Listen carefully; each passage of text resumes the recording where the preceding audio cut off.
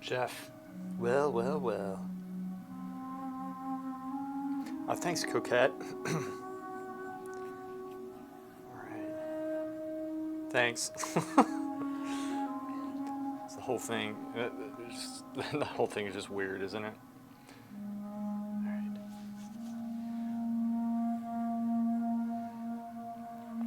I made it in. I made it.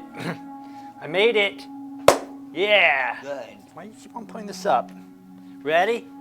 Drink. Yes. I'm your friend, boy. Good? Yes, boy. Yes, drink. I'm your friend. Good boy. Good. Good, huh? Here. Hold. Got it? Now you do it.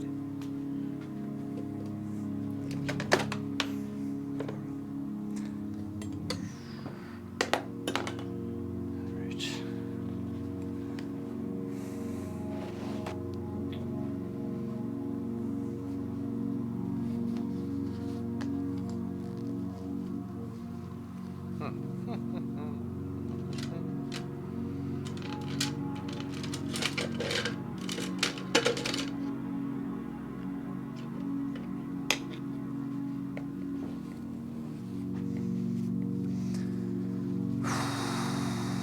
Old Joe's doing great.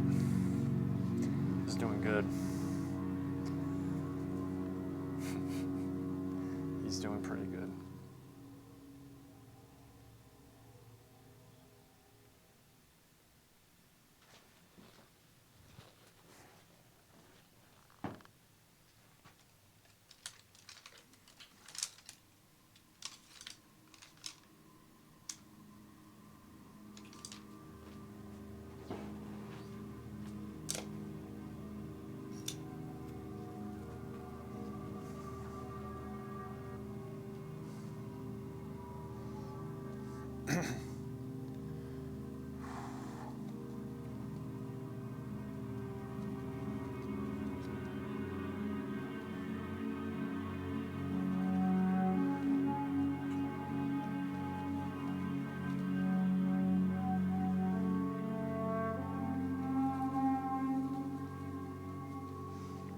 This probably isn't going to work.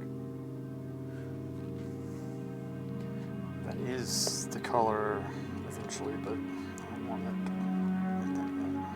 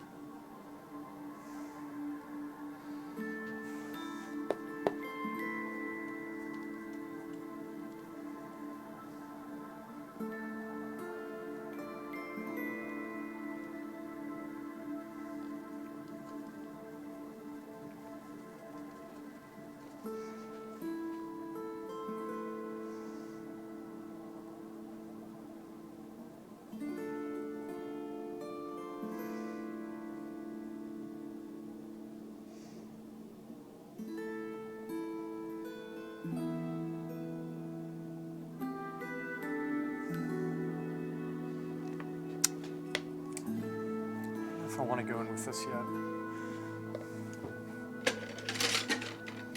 It's a fan brush, and I don't know if I'm feeling the fan brush. So I forgot to finish your bliss requirements for the vault reward last week, so you're doing it this week. And that's the thing, you can catch up, yeah.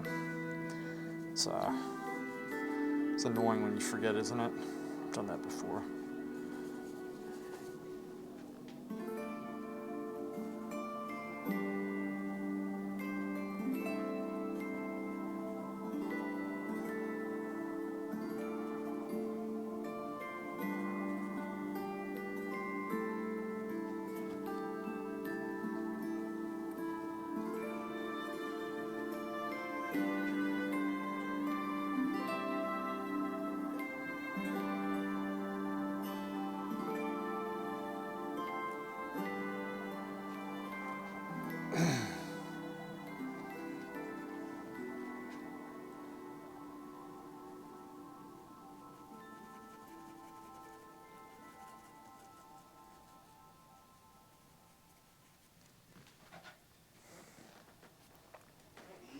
What, boy?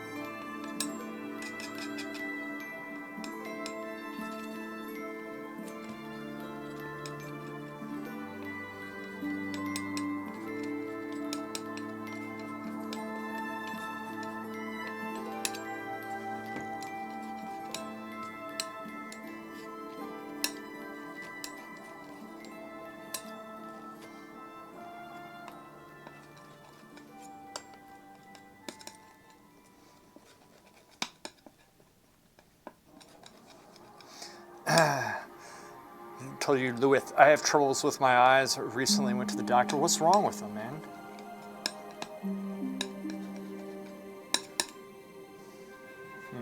I don't like hearing that.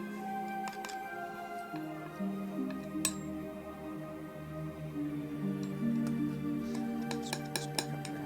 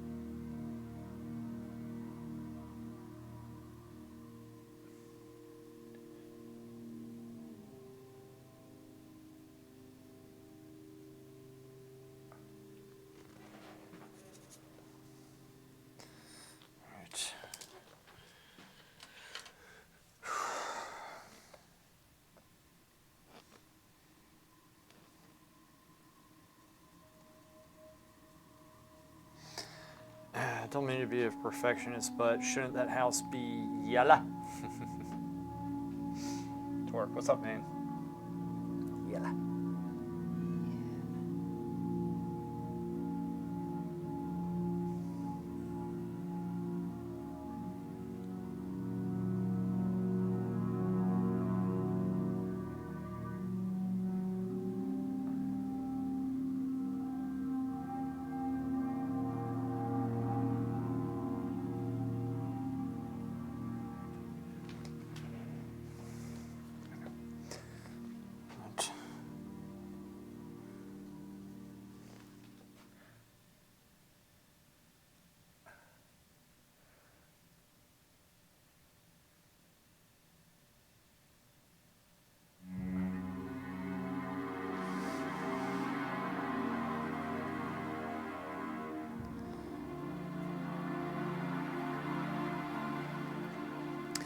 You have farsightedness in the right eye, so all this time I got the figures longer and blurrier from the distance that they actually are. Is that R is for that. I have stigmatism in both eyes, so I see double and can't properly see details. I have lazy eyes in both eyes, especially in the right one.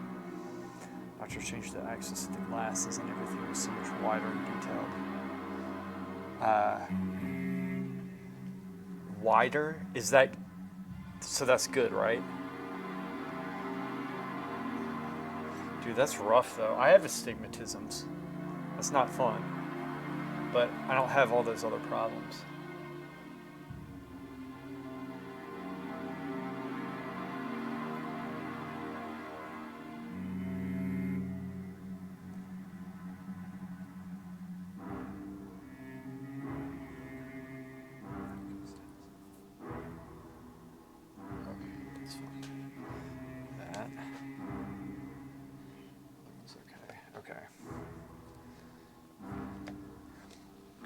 That's good. I mean, I'm glad that. So it's something that they can correct, right? I mean, that's. Yeah, we're very fortunate to be able to get such corrections, I have to say.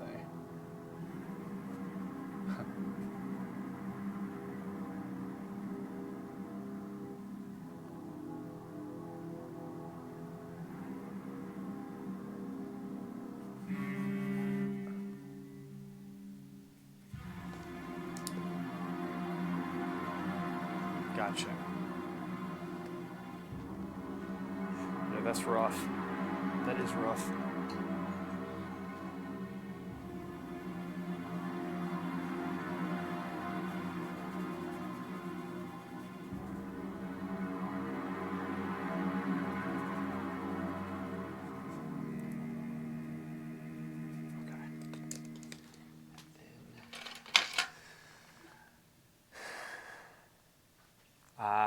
Yeah. That's going to be interesting to see how it affects, how it, improves your work. It's going to be much easier.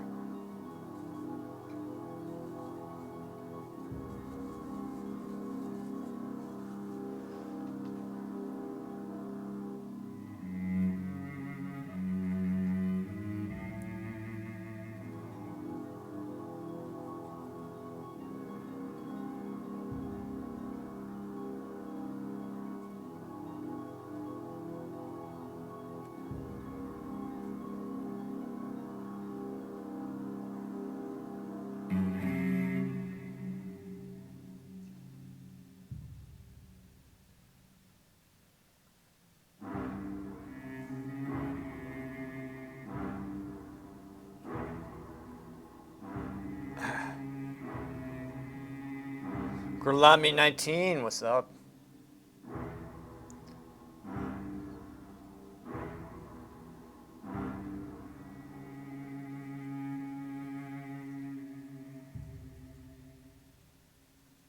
Gurlami.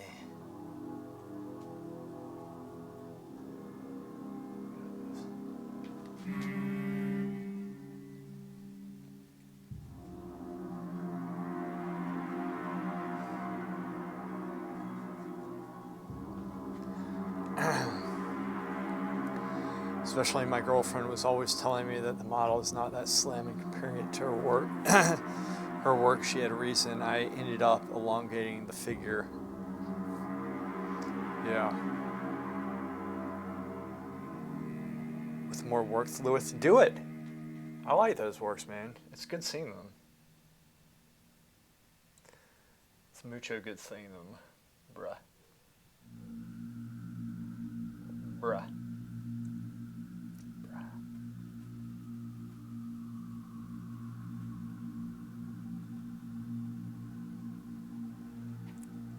Oh.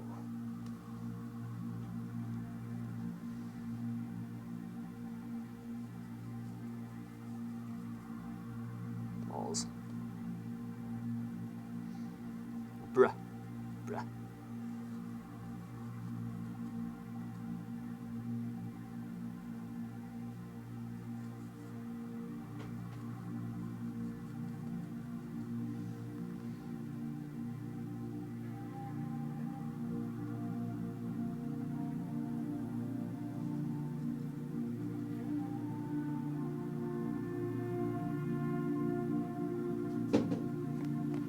All right, boy. Attention here. I need to give him his yogurt really quick anyway. Sorry, I don't mean to get on and start feeding him, but it's been a very busy day. I really wanted to get in here. Ooh, but yeah, funny man. Let's give you this real quick. Yeah, boy. Hey, babe.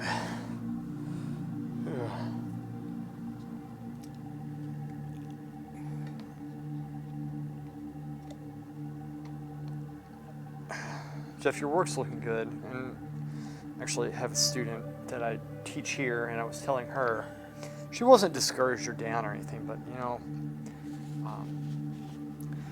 the main thing, like in anything that you do, is staying on the right track. See, one of the things in art is we can rush things because we want to get them done to make it look good. It's kind of short-term gain. And we don't always mean to do that. But you're working on fundamentals right now that's going to benefit all your work going forward. And so it's about staying on the right track. It's about proper practice, practicing the right way.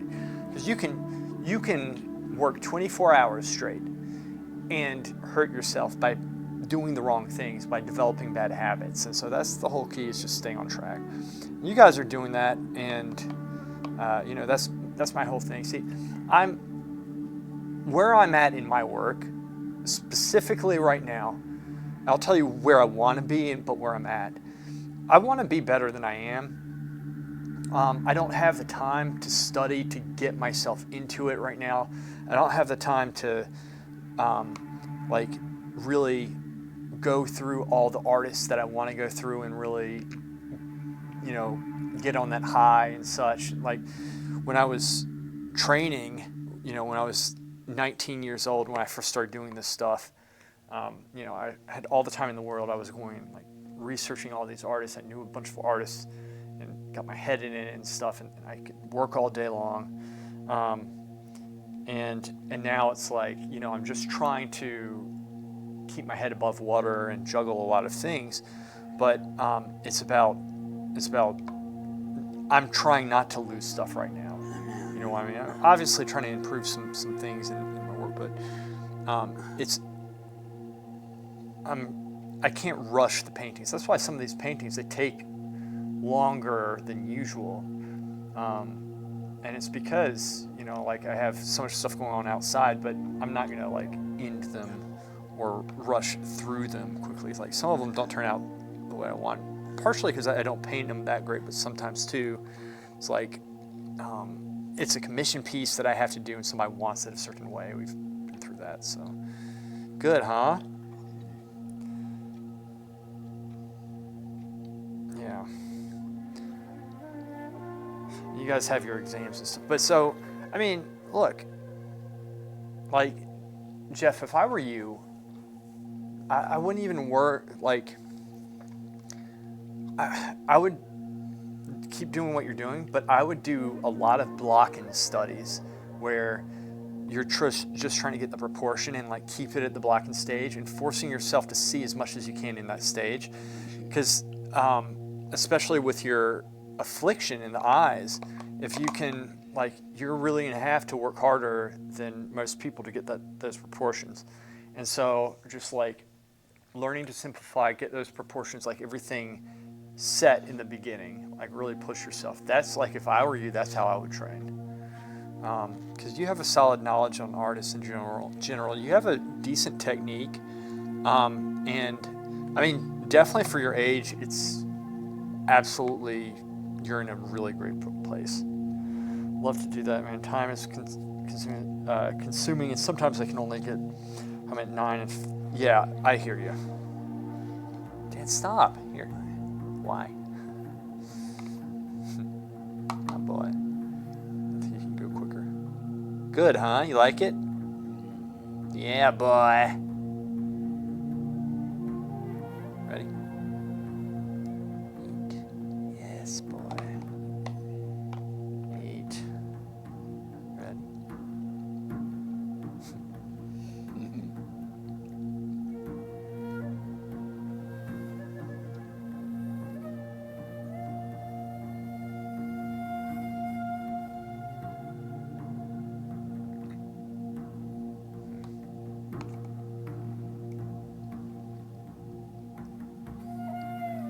There we go.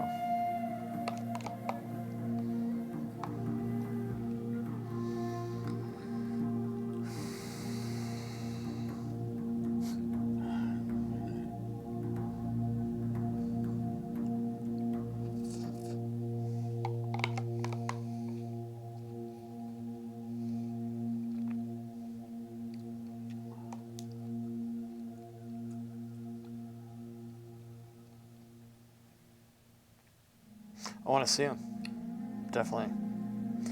Next day is only to do homework. That's why I wanted to, which I can truly get from doing all complex drawings like I wanted a long time ago. Which I can truly get from. Yeah, I hear you. No, look, you're doing very good. You really are. Jeff, you're so young.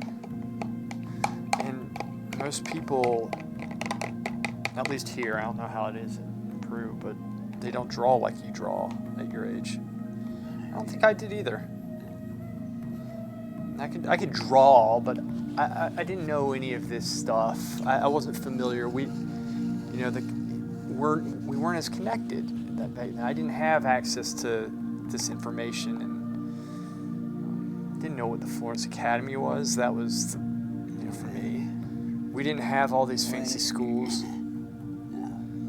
It was just a bunch of, I thought that type of artwork, that time had passed, and I'd have to teach myself. Can you imagine that? I mean, that's how I felt.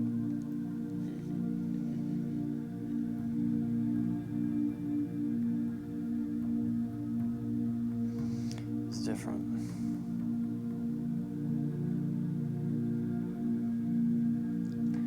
So on stream, the house looks a little bit brighter than it actually is.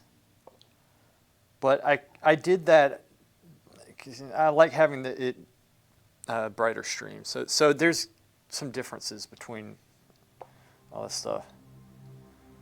Yeah.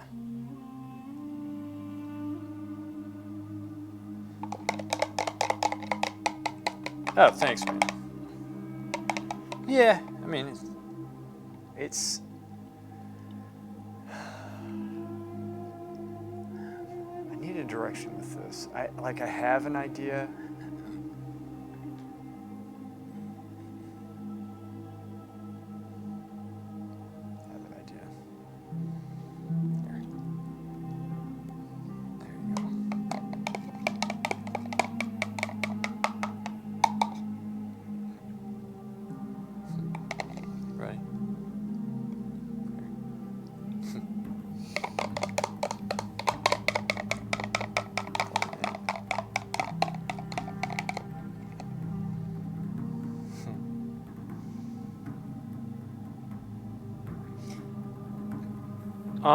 So the Florence Academy of Art, I'm not Right now, I don't know because I'm not.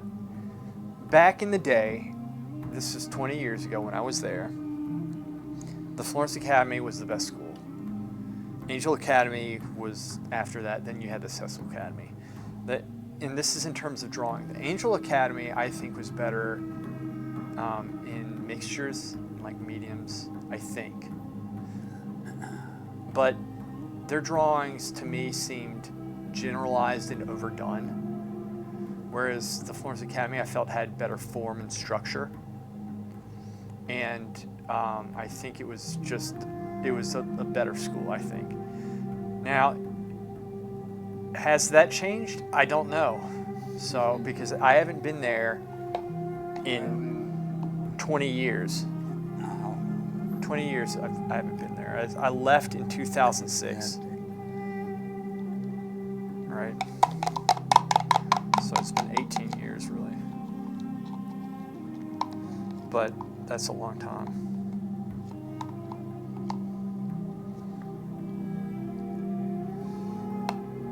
I might have left in 2000. No, I left in 2006, beginning of 2006. I was looking through them, yeah. So what I'm trying to do right now is just get the drawing, and then I'll apply the technique on top of that. But I just, I don't know. I don't know what I'm going to do. I don't know how to do the house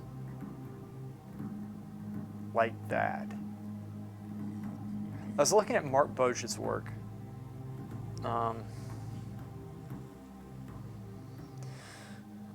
Of this work finished. To have a clear image of the work, I actually have a mental image. Okay. Was that before airplanes were invented? Did you take a... It was right after, like, actually 9/11 happened a little bit after I started going over there, so I was flying before and after, and it was crazy.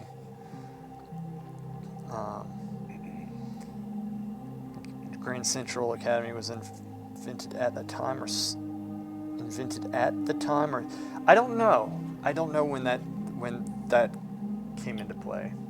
I don't know. Taggy knows more about that stuff. He researches that more than I do. I'm not when that was 2001. It was awful. Yeah, I saw it happening on TV. It was horrible. Like, horrible. They literally showed it on TV, which they should. It was so bad. I didn't know, like, I didn't know anything about the stuff happening overseas before that happened. I just didn't. Just a bunch of bullshit. Freaking flying planes into civilian areas is beyond me, man. It's beyond me. Actually makes me very angry. Now I'm pissed. Now I'm angry. All right, boy. That was very sad. That was imagine. A lot of good people died. Boy, yeah. It was a beautiful day, though. I remember I think I had an eye appointment, ironically enough. Eye appointment, and it was just like there was not a cloud in the sky. Not a cloud.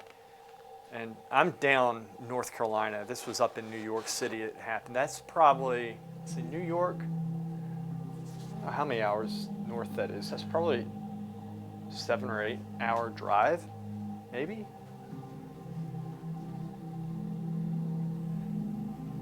It was sad. It was very sad.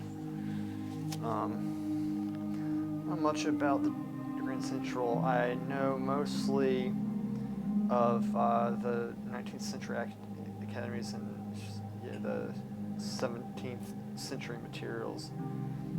Oh yeah, it was bad. It was bad. It was very bad. There was, and in fact, one of the people who I went to school with was there when it happened, and she said, like, you could It was like the sound. They were explaining the sound it made when like the plane hit the. I mean, it's horrible stuff. Horrible. Anyway, we don't need to talk about it.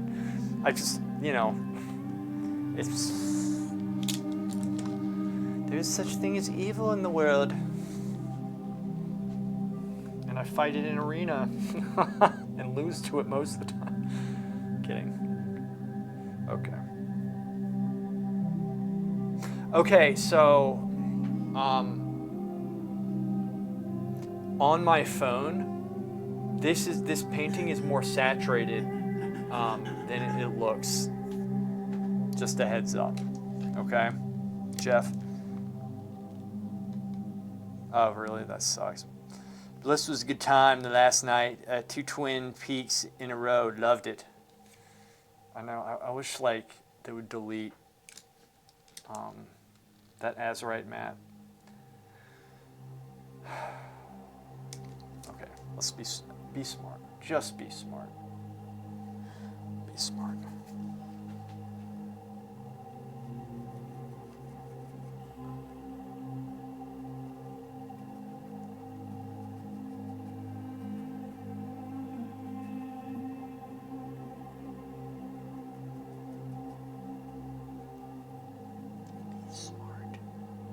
Smart.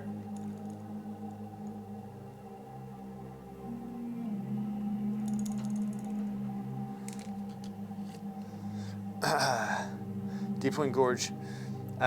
Go from darker to light to get atmospheric effect. Go from darker to light. Yeah, you're talking about like in the background stuff. Don't worry. I actually do know what I'm doing with this. I know it doesn't look like it. Right.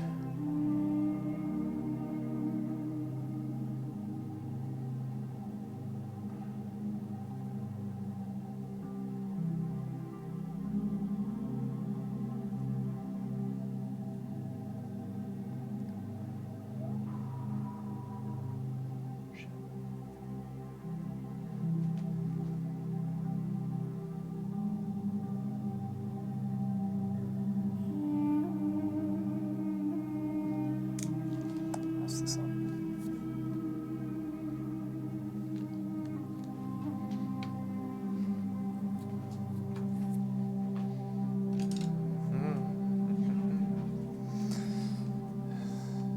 The mining map, it's okay, basically a flag cat map with the ore. That being said, I really don't care for it either. The mining one I don't mind as much.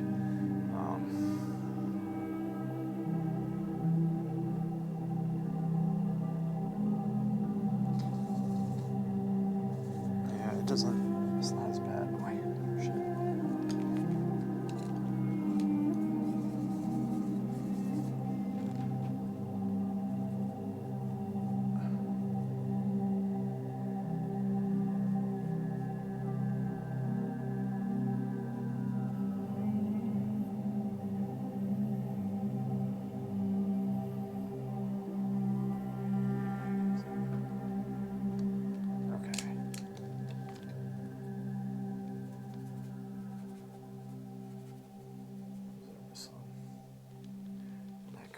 Over as well. I wonder how Charles Weed would solve this landscape. This one? Well, first off,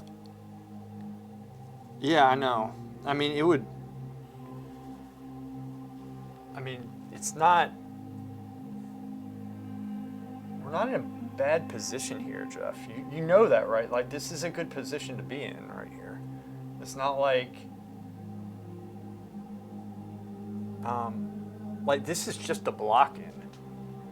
I've made everything like a certain color so I can build off it. So I've made everything darker, but I'm going to pull the light up from it. Like, that's the whole point with it. And then when I go into it right now, I'm not going to saturate the colors as much, so it mixes in and grays it out some, especially in the background. Artistic touch, yeah.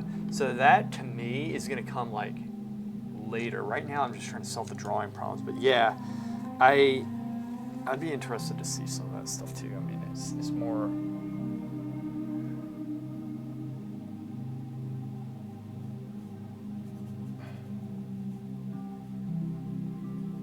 Yes, I can hear this.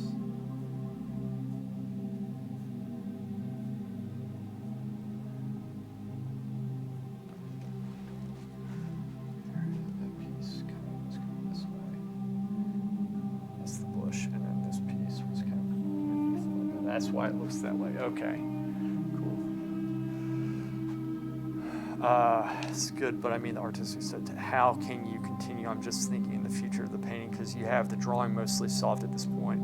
It's not really solved yet, though. That's the thing. There's still things that I need to do, but the artistic touch. All right, so I'll tell you what I have so far. I'm going to push the color variation in the house itself so it's not just like one flat color. And I'm going to be bringing light up, like over the top, but I'm going to be using, I think right now I'm going to be using flats. I don't know, it's hard to articulate this. It's hard to articulate.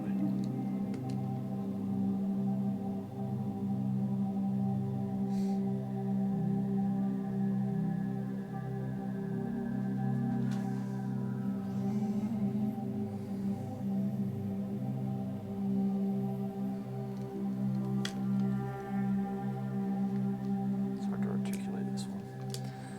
And let me get...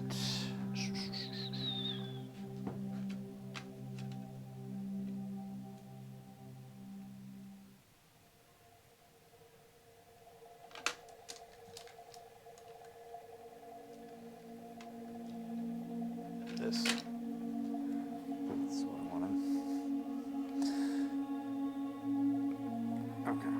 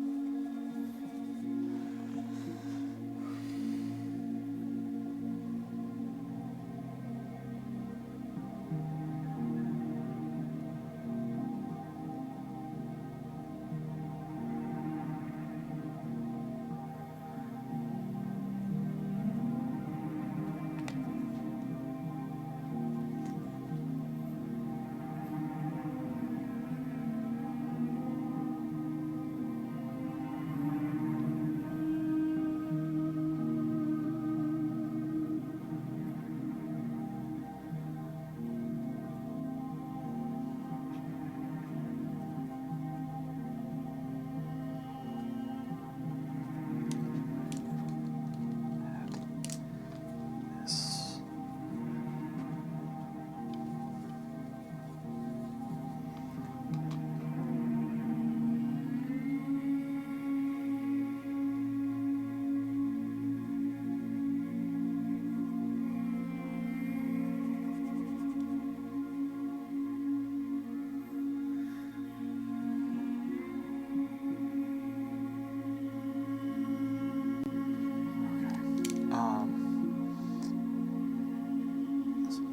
I actually did do stuff not like the yellow. Yeah, the yellow house, I couldn't do anything I wanted to do with it. I might still mess this up, but I'm at least I have like the option.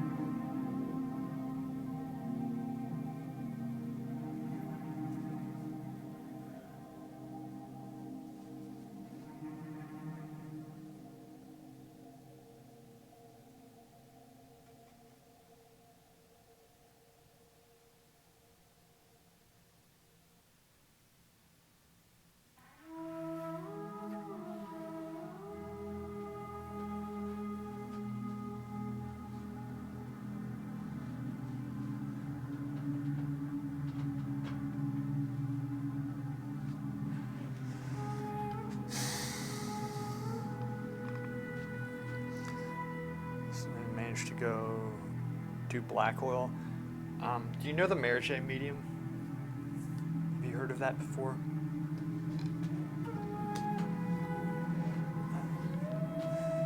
You'll like this actually, if you haven't.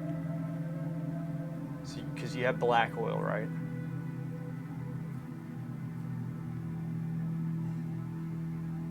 I should probably do a painting with it.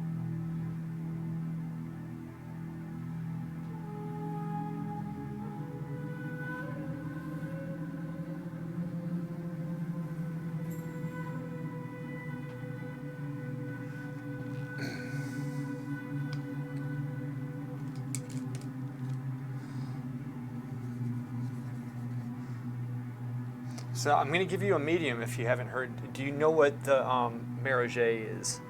Medium. And don't look it up. I mean, you can, but I'll tell you. I'm not trying to test you here. Like, I'll literally tell you. Like, what it is. And it's really actually, I used to paint with it. I haven't because it yellows. Yeah, I know, but I prefer to mix the black oil with wax and terp. You like that better? Then the mastic varnish, the 50-50 black oil mastic.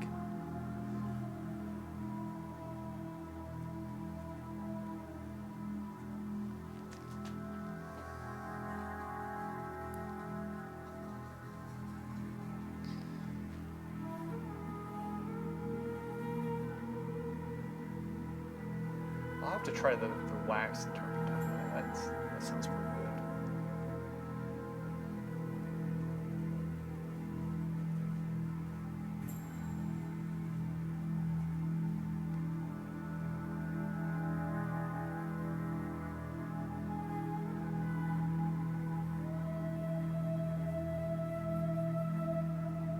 Got it. Cool.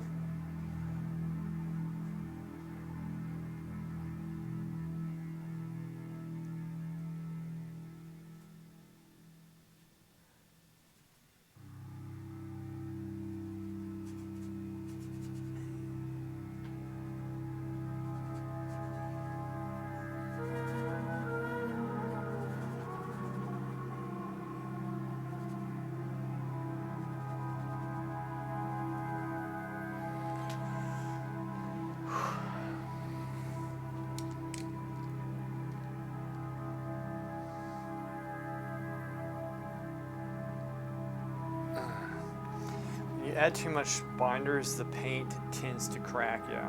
And that's one of the things that you have to be careful with, the mastic varnish. I agree with you there, but it's fun to use.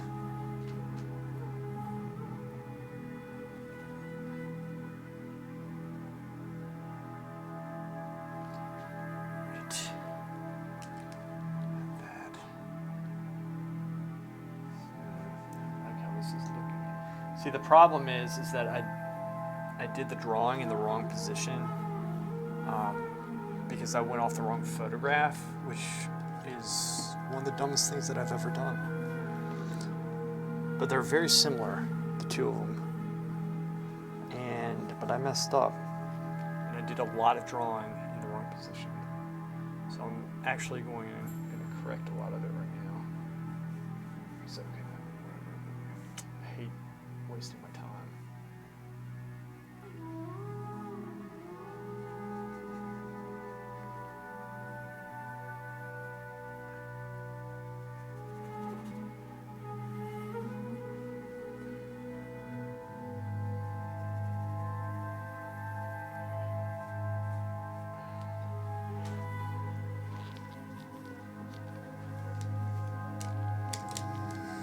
Use another pigment like introducing more particles in the spaces between the paint and the binder.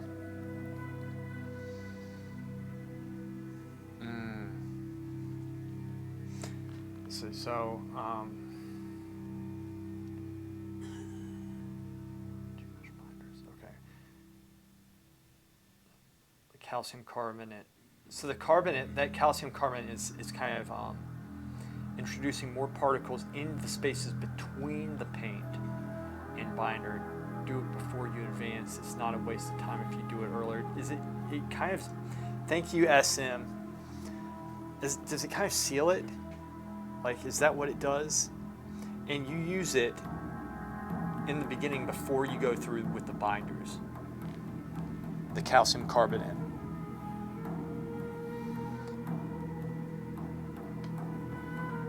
I hate it when I mess things up like I did. Okay, I'm going to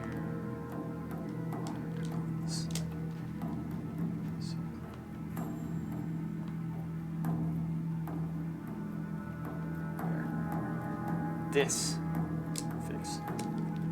Exactly, yeah. Cool. Sounds pretty cool, actually.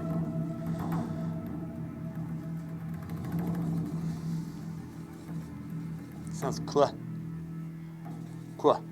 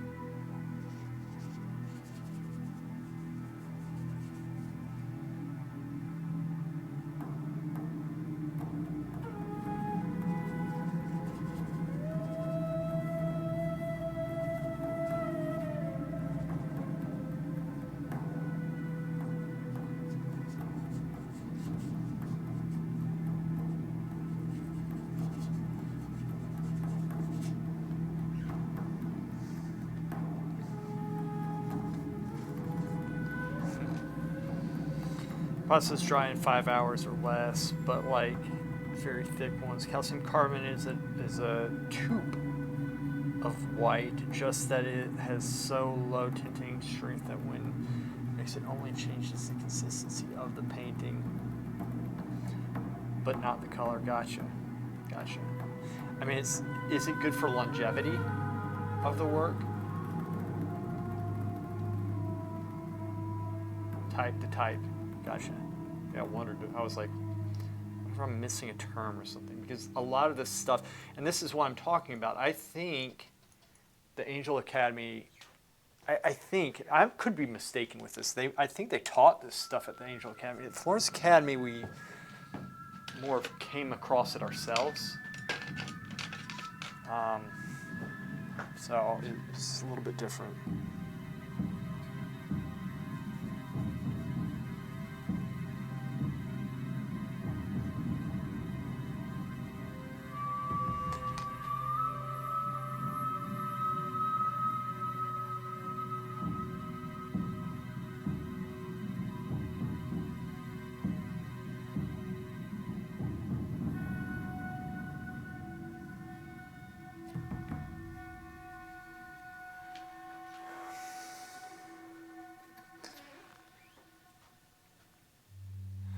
It makes the painting more concentrated in the layers.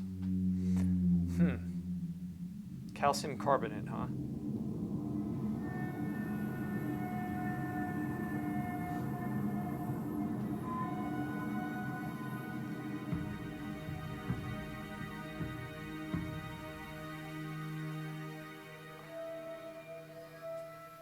What, my boy?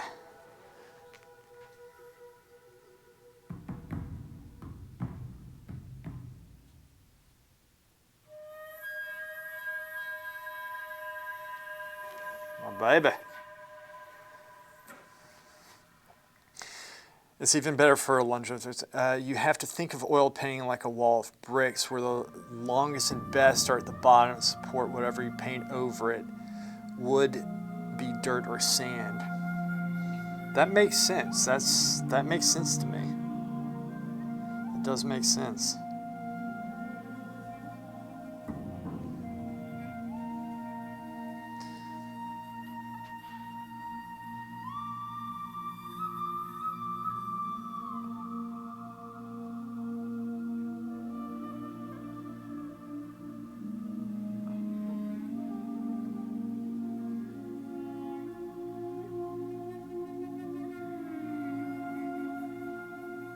Makes sense.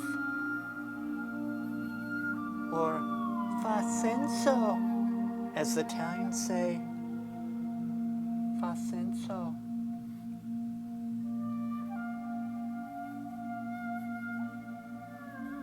Fa.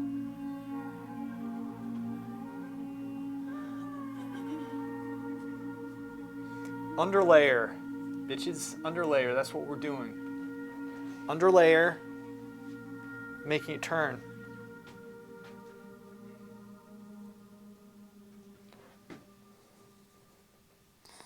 We make it turn. The more pigment, the stronger the layer. It's difficult for its management. That's why we often use the paint direct from the tube first.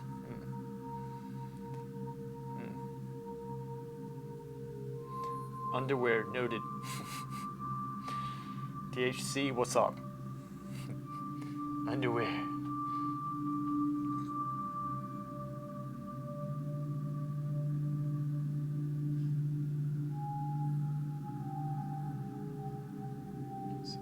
Brushes right here. Okay. We're just going to do a little bit right here, which y'all can't really see, but sorry, I got to do this. That's it. And then I'll okay. Something like that. Boom, bitch. So I want to start taking commissions to earn some money. How do I start with that? How do I get out there? Build your Instagram up, and if you know of anybody, like if you know of any connections, like you're just spread the word. And I would underprice yourself at first, quite a bit. You know, do it for maybe, I don't know. First day on the new job, very tired. Ooh, what job is it? If you don't mind me asking. What do I do?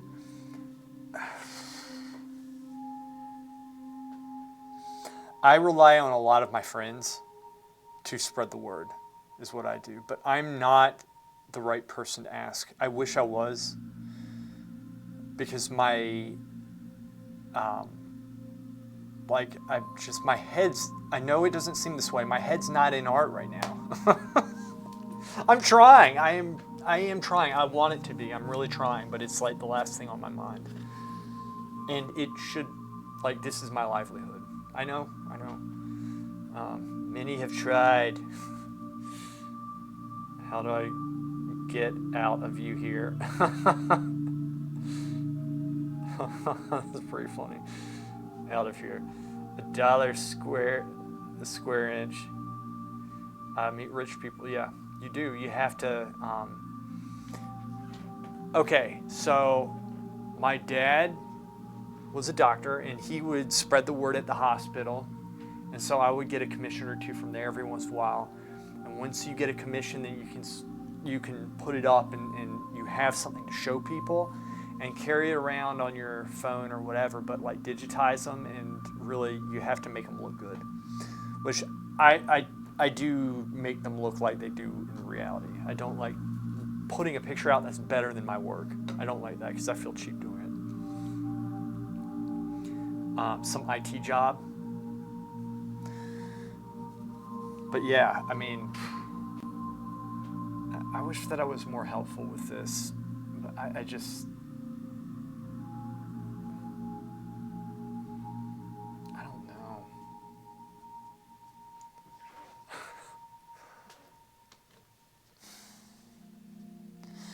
Okay, so I have a friend who is, he's a lawyer for, like, you know, the tobacco companies and such, and he's pretty big time, and he's like, I'll go out to eat with him at Ryan's restaurant, which is here in North Carolina, like it's a steakhouse. It's very good. And you always meet people, and so you talk to people, and you make connections. That's how you do it. So you just want to spread the word, get the tentacles out. I would have a website, even if it's something simple. I know people, you don't need it, but I would have a website, and I would have Instagram, at least, those two things. And you just have to start marketing yourself and doing the work for pretty cheap. Your thing right now is to get to get a body of work to show people and to let people know that you're interested in doing commissions. Face made classically to hang in the bathrooms to watch them take a shit. You would think, but oftentimes rich people are like, they don't always want a portrait. It depends. You have to find the right ones. You know? Buy his work at Louis. Help him to get out there. I don't know if I could afford his work. This is a very talented house painter. Yes. You can take it. Cool. Okay, I hope that helps. Gurlami, I'm not the right one to ask right now because I'm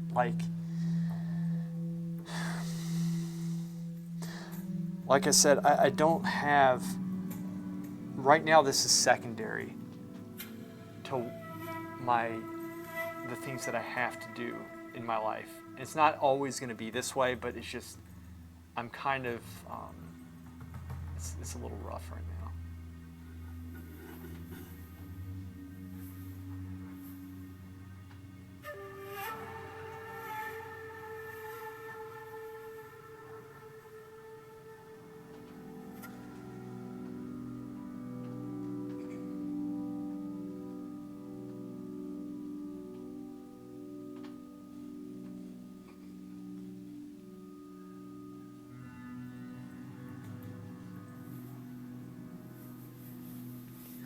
Pretty cool, actually, that.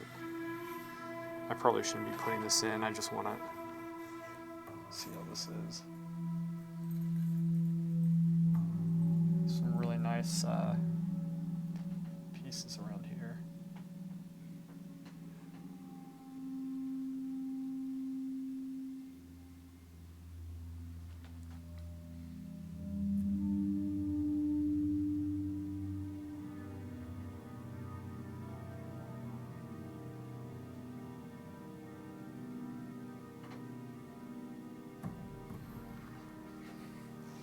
It's going to be a nice looking wall.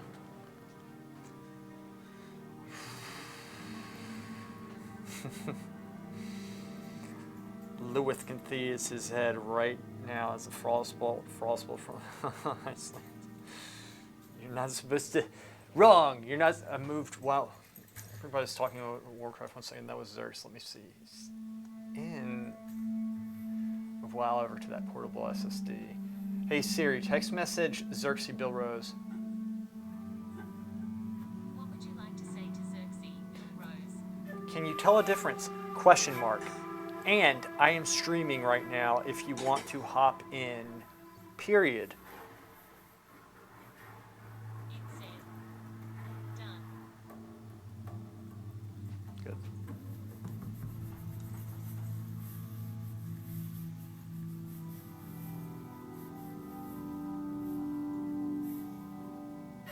Got it.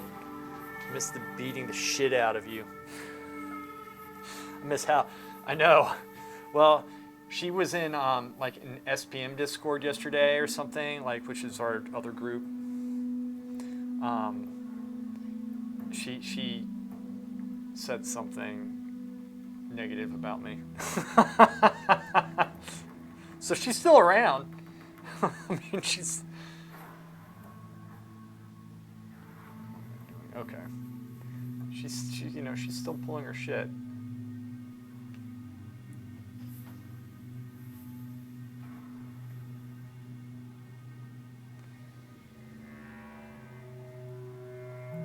It's pretty funny, actually.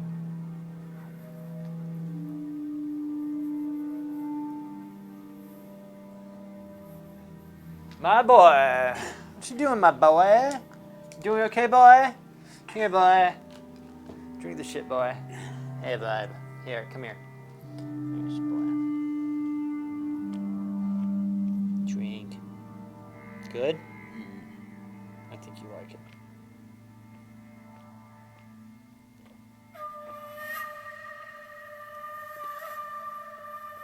Is it good?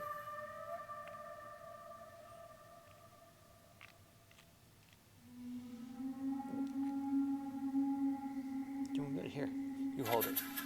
You got it? Hold. Hold. Drink that shit. I'm trying to train him. And she confessed your love. She really did say something negative about you. Oh, she always does, man. She and I are friends. It's actually, I have a good time with it. You should hear it when we're like actually talking.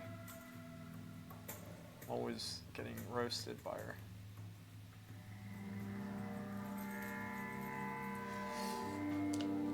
Okay. I just need to get my head in the game with this. You know, it's like this is one of those days where I have to really make an effort. Yeah. It's pretty funny.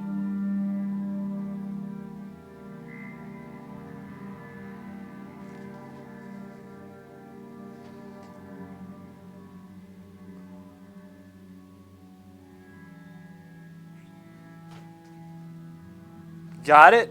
Drink. Drink, boy. Drink. You got it, baby. Here. Ready?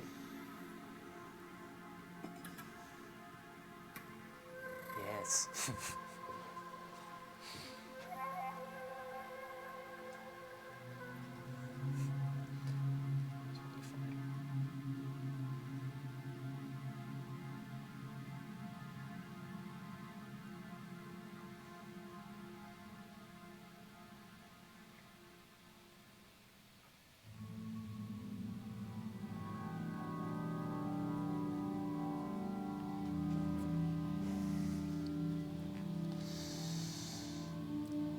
Where's the beast in the moment we need her? You're going too peacefully about this painting. I know.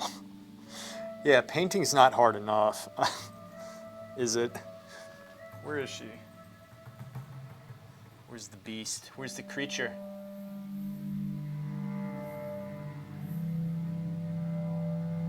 Ah, it's the creature.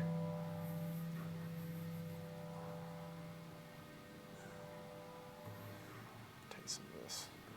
Here.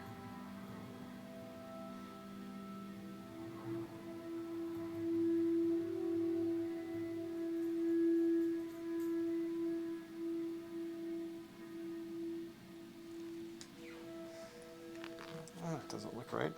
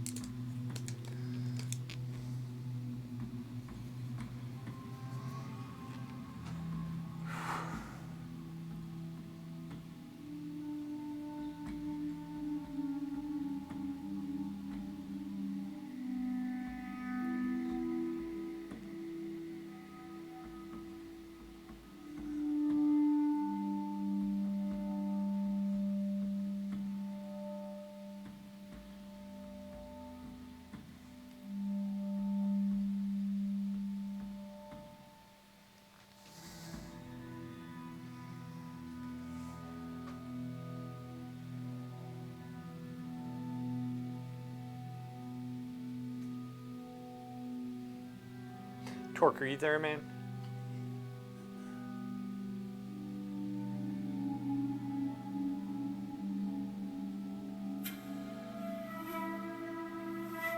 Tell me about your job and your experience. If you don't mind. I'm interested. Imagine it's very frustrating for people who work in that industry because we started talking about programming or games. I guess a little bit of both.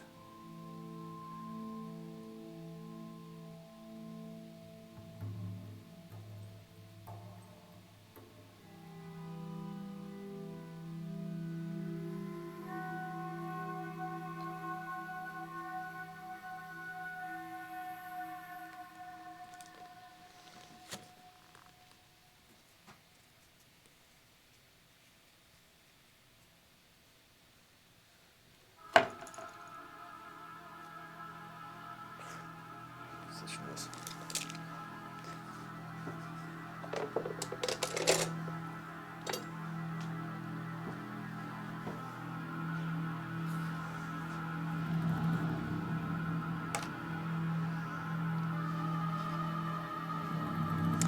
A second, we're going to lose main camera just for a second.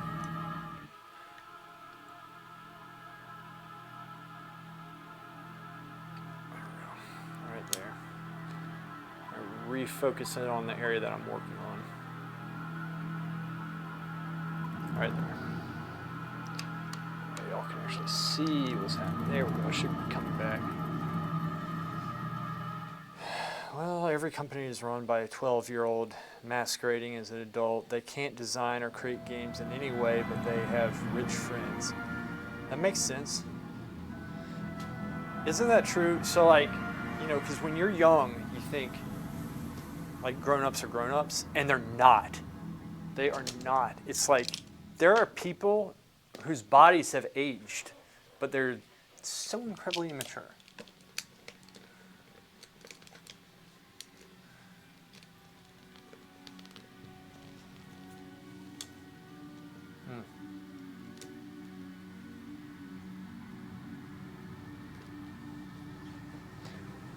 I hear you.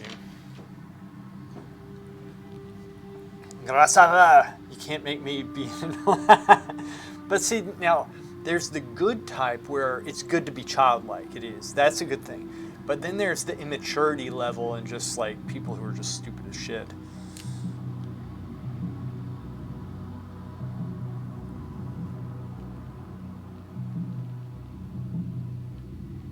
Self-biography. Xerxes boy.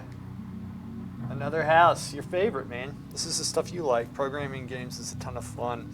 On small teams, as you get a lot of creative control. Large teams suck. The big ones, because everything is planned out by the juveniles in charge without any real vision. Oh, thanks, Grasshopper. Yeah, it's actually it is a beautiful house. It's a very beautiful area. Yeah, wow. That roof comes up just a little bit.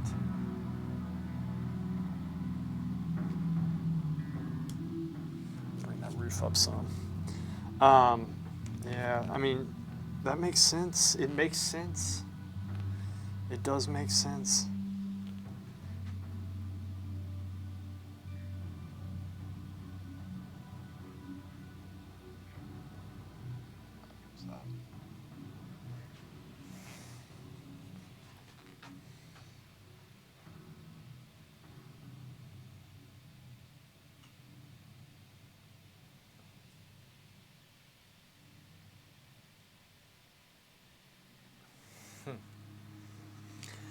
Artists get the worst of it. They've almost never get paid a living wage because there are just too many of them that want in, and there's so little 3D work outside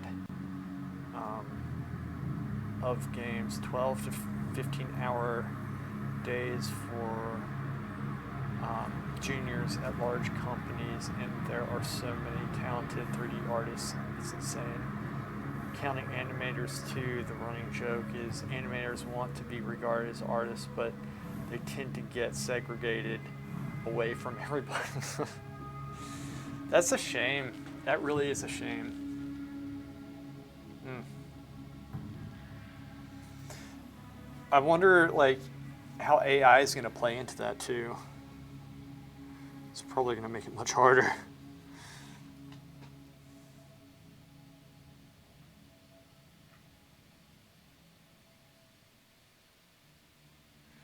Telling you, we need artist rights. we need to band together and have an artist union. We're the real victims here. We're victims. We're the real minority.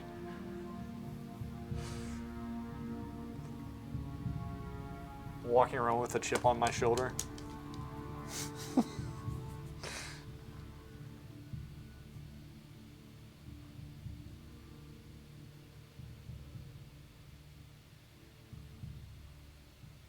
It'd be funny. You find a small studio that is good and it's like heaven, just pure fun from morning to night, creativity all over the place with people rifling ideas off each other no matter what their role is. Artists are so social. I mean, the good ones are.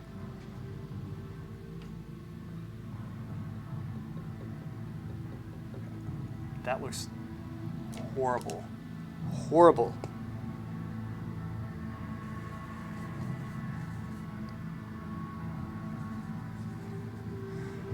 Let's go in with a little bit bigger brush and see what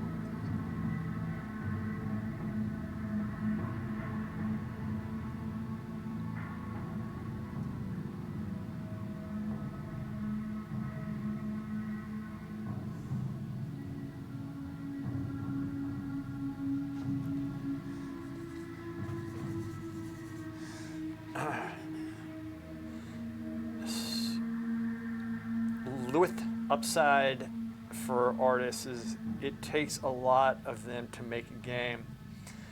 This was a game I did like 8 years ago, 4 engineers and like 40 artists. Show this out. Tab to unmute. If anyone is still out there, if you can hear this, you're not alone. It's December 13th. I knew it. 3 months since the meteors. 3 months since they came. Who? The Pulse took out the satellites. Pulse. The tech, it's not coming back. Or cut off. No, it's just them. A good streamer would actually show this on, but I don't have to set up. This forming. This is really good. Stay together. You're a programmer, right? Watch out for each other. We fight to survive. That's the gameplay. Or is this the...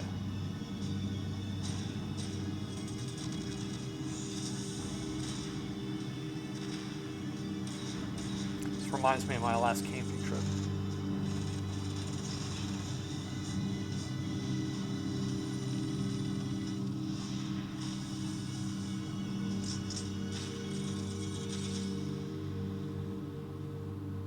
Dude, that's awesome. Earthfall, out now. Earthfall. Xbox? Dude, that's awesome. Alright, Gerlami. I'll see you, man. He says, I'll see you. Oh, yeah? Dude, that's awesome. Hey, boy. Yeah. It's like, let me pay him some attention here. Break off this. I'm not painting that well today, but I'm just more of thinking about what I'm going to do with this. I don't like anything I've done today. I need to get my head back in. My head's not in this. I'm kind of. By the time I got to the studio, I was just exhausted. Here, let me help you, boy. Ready? Come here. Here. Scratch the. Here we go, boy. Yeah. Ready? Come on. Oh, wait, 1 second. Ready? Yeah, dream that shit.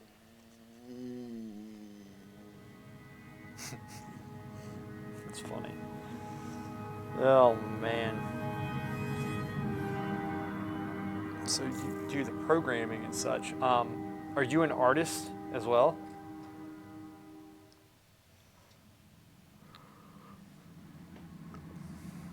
And do you like? How does it work? Do you work for a studio right now, or you kind of freelance? Like, what do you do? I'm just being stupid. You know, my mentality. First off, I'm fighting the drawing mistakes that I made the other day, which really don't matter because it's such the underpainting. I'm just overthinking everything now.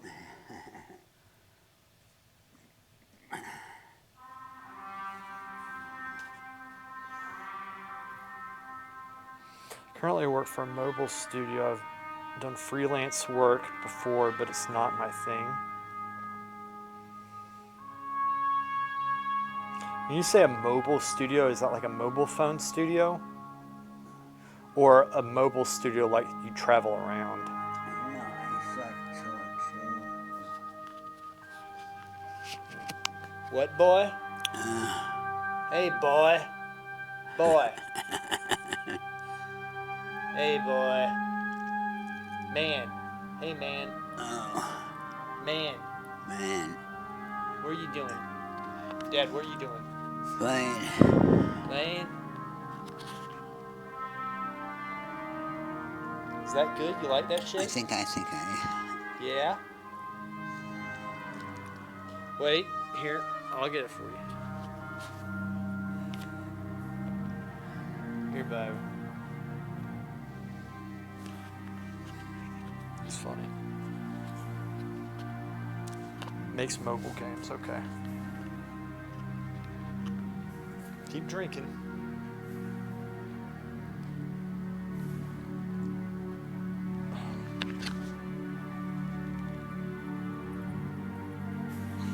Wow. I really do that when I sit, don't I?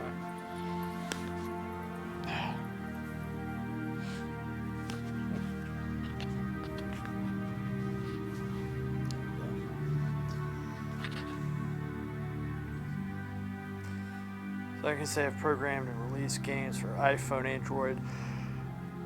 So what are you working on right now? Are you allowed to say?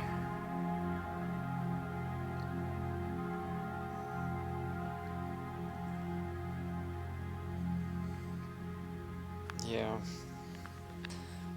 But you've been in the industry for how long?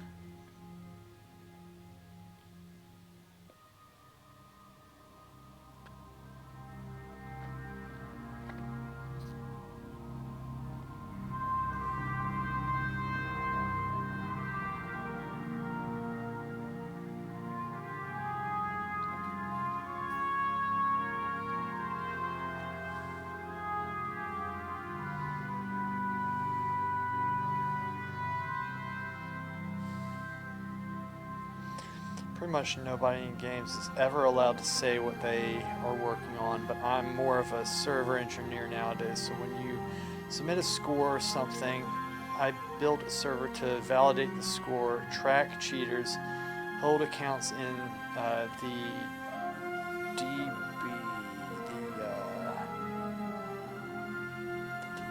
I should know that, etc. Accounts in the years. Database. Gotcha. Okay. Gotcha. Look at that. That's impressive. That's really cool. That's a cool job. But it is a shame that they make it so hard for people to create good games, because if I was thinking about this because you had mentioned this, like, I think, what was it, like yesterday when I was leaving, we started talking about it, and you said that the people in charge, they just want to copy things that have been successful from other studios, or they want to copy this, or there's no like creativity that they're really allowed to do. Like, a lot of the stuff that the artists and designers want to do, they can't do because they're so bound by bullshit.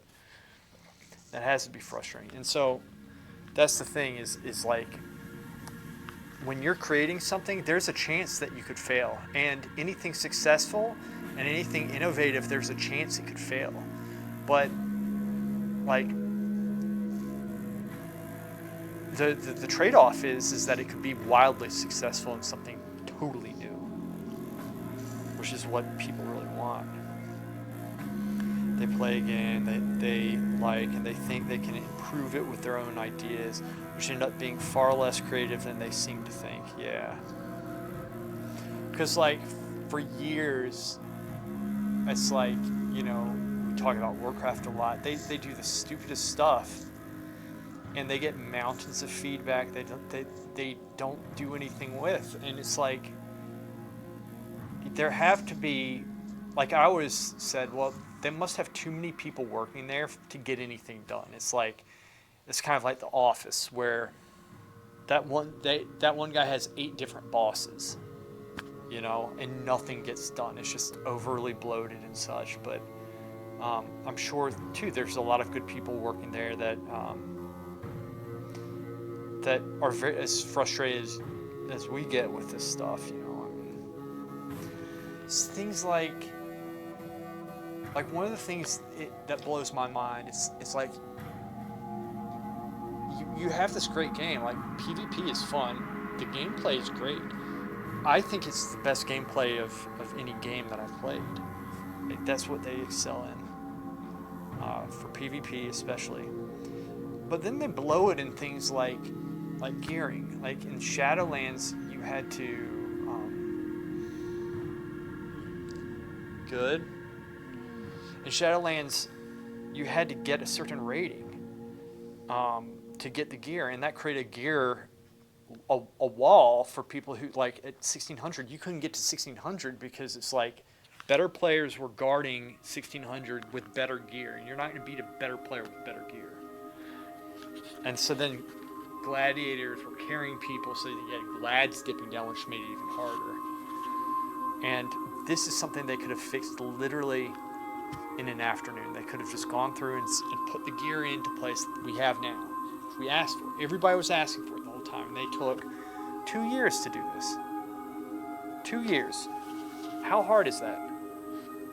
One common misconception I've seen a lot is when the game makes buckets of money like WoW, people say, well, they made 10 billion.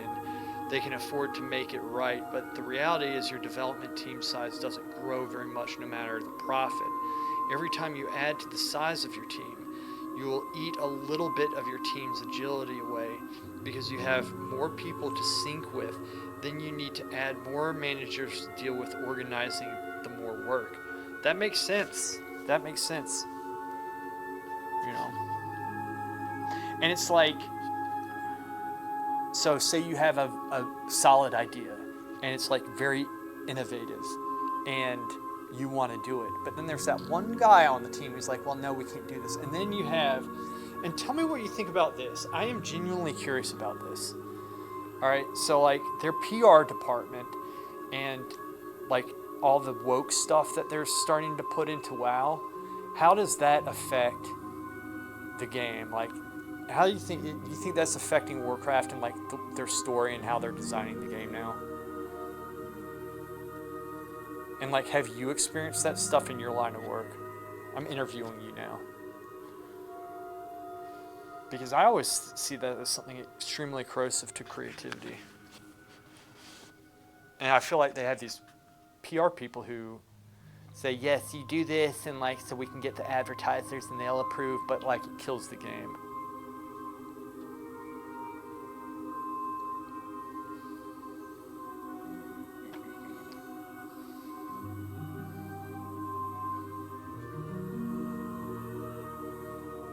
Turning women to fruit. A little bit, but it hasn't affected me much. For a company the size of Blizzard, I'm guessing they have a group that goes over every aspect of story design to check it for wokeness. That thinks it's overblown. What's overblown?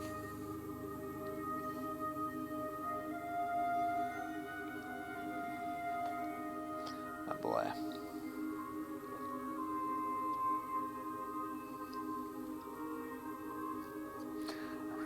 Like what I've painted today.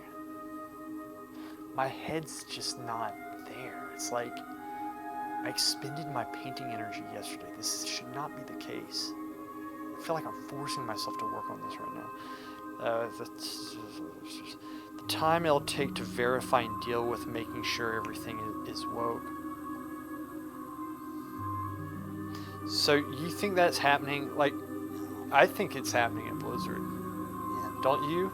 A little bit. I mean, like they're trying to make. They're taking away.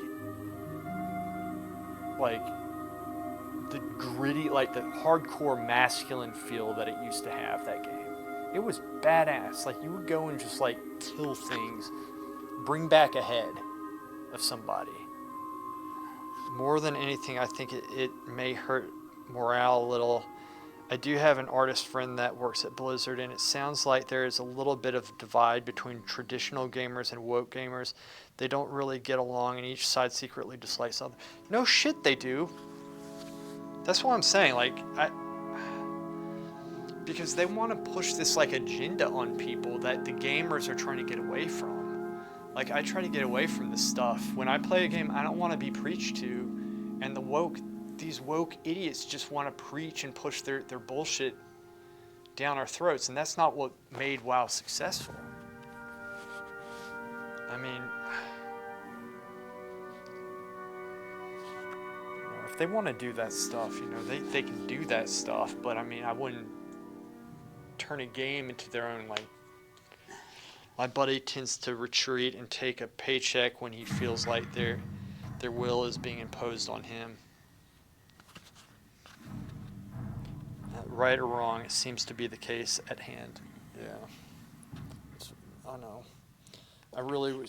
But the thing is that I think that, like, they have a department, right? I'm pretty sure they have a department that makes an assessment saying that their game's going to be more successful if they do these things, right? Or do you think, like, I know that there's agendas out there, but I mean, I feel like they're pushing, they're thinking it's going to be more successful, but I think every time they pull this stuff, it hurts their brand. Like, I always, like, Xerxes, I told Xerxes, I said, once they start politicizing everything, I said, that's it. They've started politicizing stuff already. They do. But I try to stay out of it as much as I can. I hate it. I literally, because the thing is, dude, like, I want to have just, like, it doesn't need to be anything. It's just those people are offended by everything. And it's just like, they wanted these skinny little wuss dragons that were neither male or female and this and that, just like these weird creatures in the game. And, we can't have objectification of women, which, doing, like, men the same way. Like, you want, like, strong men, you want nice looking women. It's a game. It's just like, it takes the game, and I'm probably preaching to the choir here, but it gets to me. I truly believe there are people that care a lot more for their agenda, whichever that is, more than willing to kill a game. Oh, 100%. And that's why but like, you have, so I believe that. I think that there are people out there that it's just, like, number one, that's what they believe first. Like, everything else comes second. But, like, if you're working with the shareholders at Blizzard, your job is to work with the shareholders, and you're going to get with these people who, like, they're, I don't know if you call them PR or whatever, but they hire these woke teams that say, yes, this is how you get to your masses, and those people probably have agendas, and people are too dumb to see it, but they think it's going to sell their game. But time and time again, it's proven that it doesn't, and I just, so frustrating. Anyway, I just want, like, I want to escape that stuff. I don't want it thrown in my face. Like, I don't want to hear what leanings you are.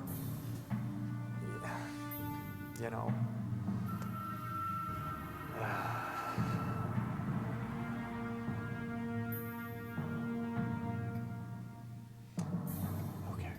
I wiped that off. I moved the canvas a little bit, but that's okay. Anyway, yeah, I feel for the people who work there, though, because that's, if I was forced to paint stuff that I didn't want to paint that went along that line, with the threat of losing my livelihood over it, one that I had established over many years, dude, that'd be tough.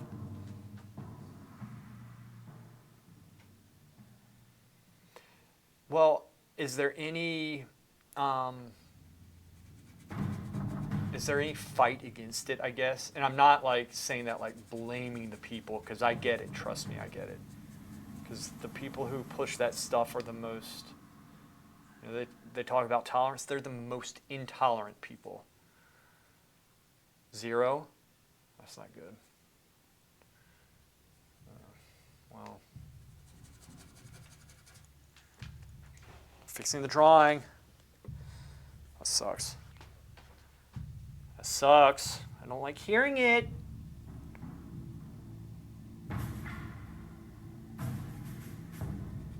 Well, I guess what's going to change that is just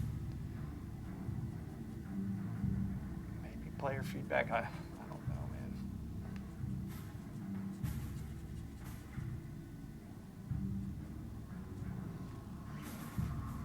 I don't know. Thanks, Jeff. I touched it for like 3 seconds. This, you think this is looking better? 0 tolerance. Yeah, I know a guy that misgendered somebody at a studio here locally. 0 tolerance. Human relations was told it was purposeful. I have no idea. I wasn't there, and he was fired that day. Didn't matter what he had to say. That's just wrong.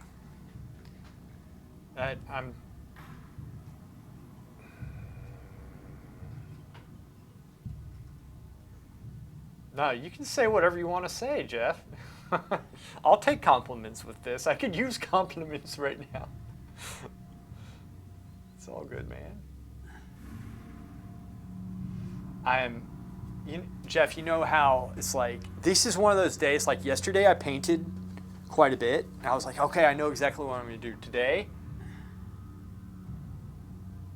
everything I put down, I'm like, this is horrible. And I don't feel like I have a direction.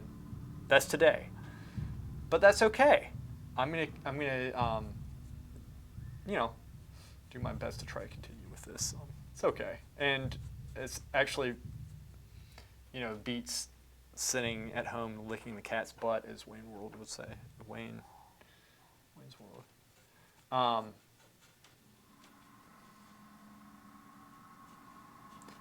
I am saturating the sun, but I don't want it to be like, there's a difference between, or desaturating, there's a difference between like it being low chroma and just looking muddy. You don't want it muddy.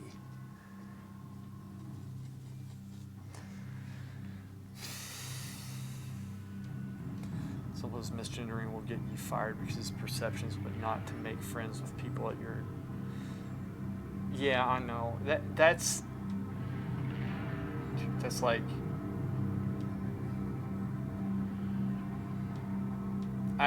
Look, I agree with you there, and that stuff frustrates me to no end.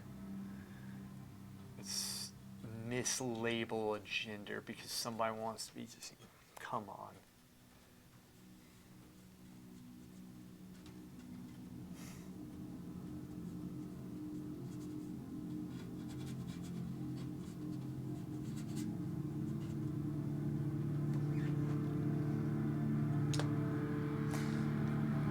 I got a lot to say about that. I'm going to bite my tongue for it right now because that's not why people watch this stream. Let's see how many people are on 12.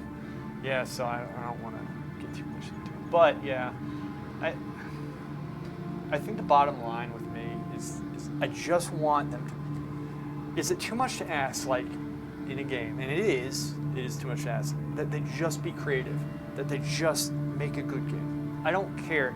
If they want to make a woke game, then they can make a woke game. They can do that and advertise and do, but don't, and they can do that with this too, but I'm just saying it's ruining the game.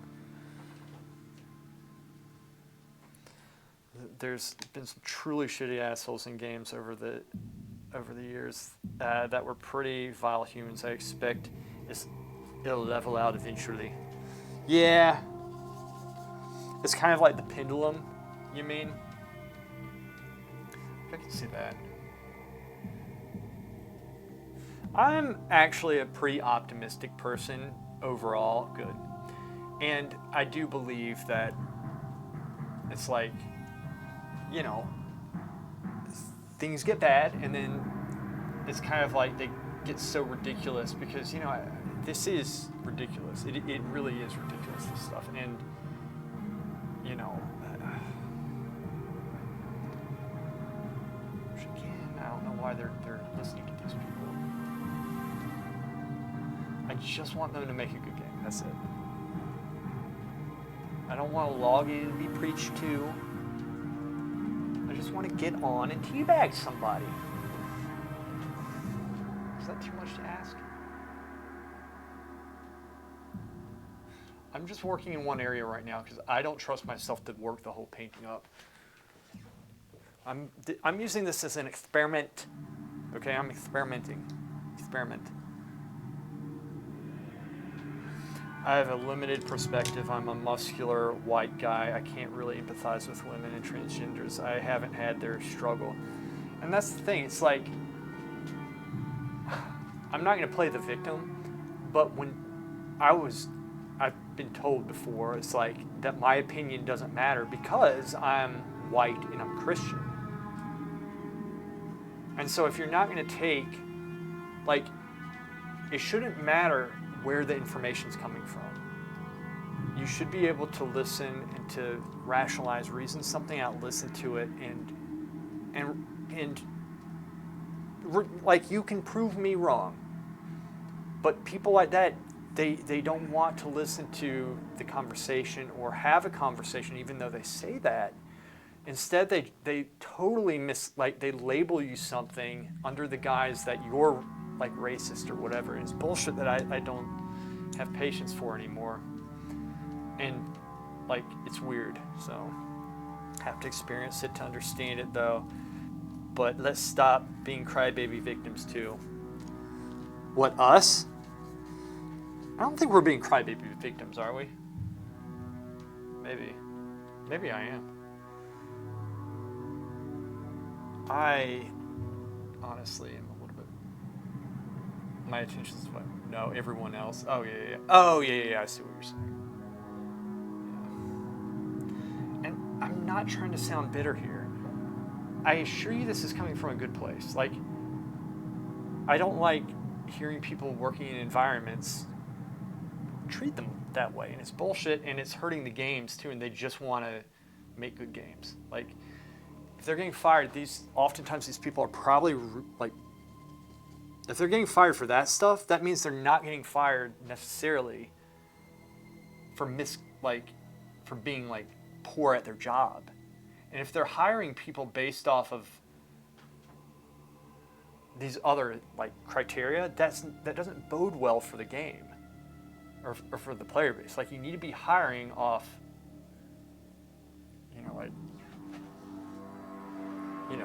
your ability. That's going to make a better game. Otherwise, what the hell? Yeah.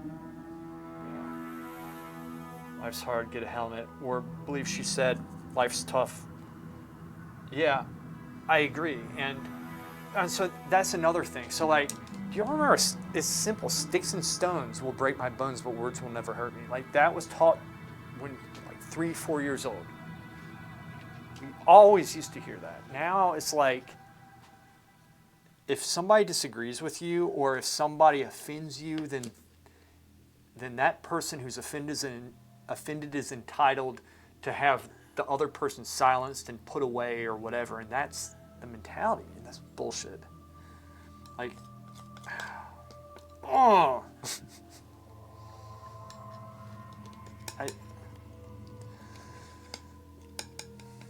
It's good to get into conversations, and it's good to be proven wrong every once in a while. It's good to be humbled. It really is. Because it makes it so that you're sharp on your feet and you improve yourself, because nobody's has it all together. But these people, they can't listen to other people's opinions. They have no tolerance for anybody else, and they just try and impose their will on people. It's bullshit. At least they should have tried to hear both parts and not take the impulsive decision of throwing off.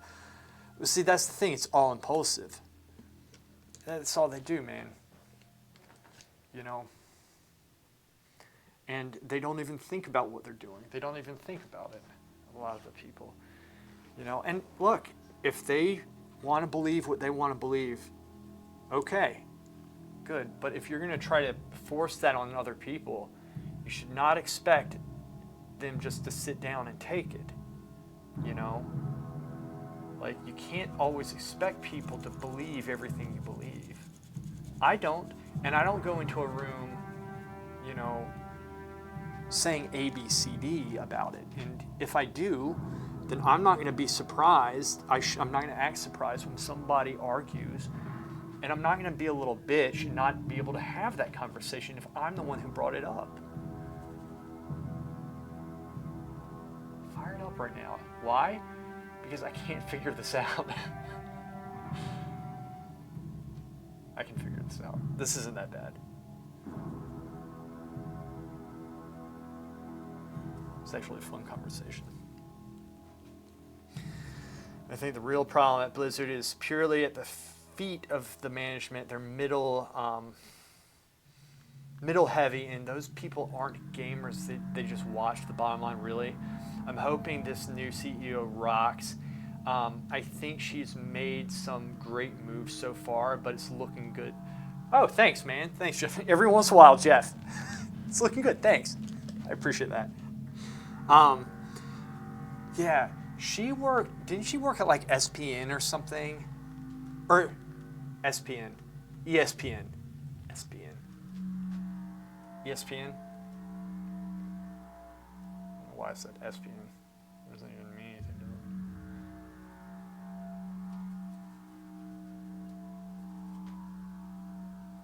You see, Jeffrey, my dear boy, all we have to do, we just have to, I'm working with smaller brushes first off. And if I want the brushes larger, I can work on the side. And so you're working at the tip, normally, obviously the tip, you're doing a small brush stroke. But if you work on the side, you see how much larger it is. So you can really max. It's just like using large brushes, using the tips of large brushes to do small strokes. You use the side of the small brushes to do large strokes. Men.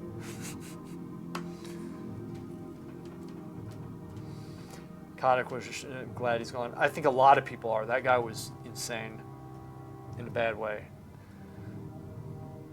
I can cry about it and the painting would be better. You think so?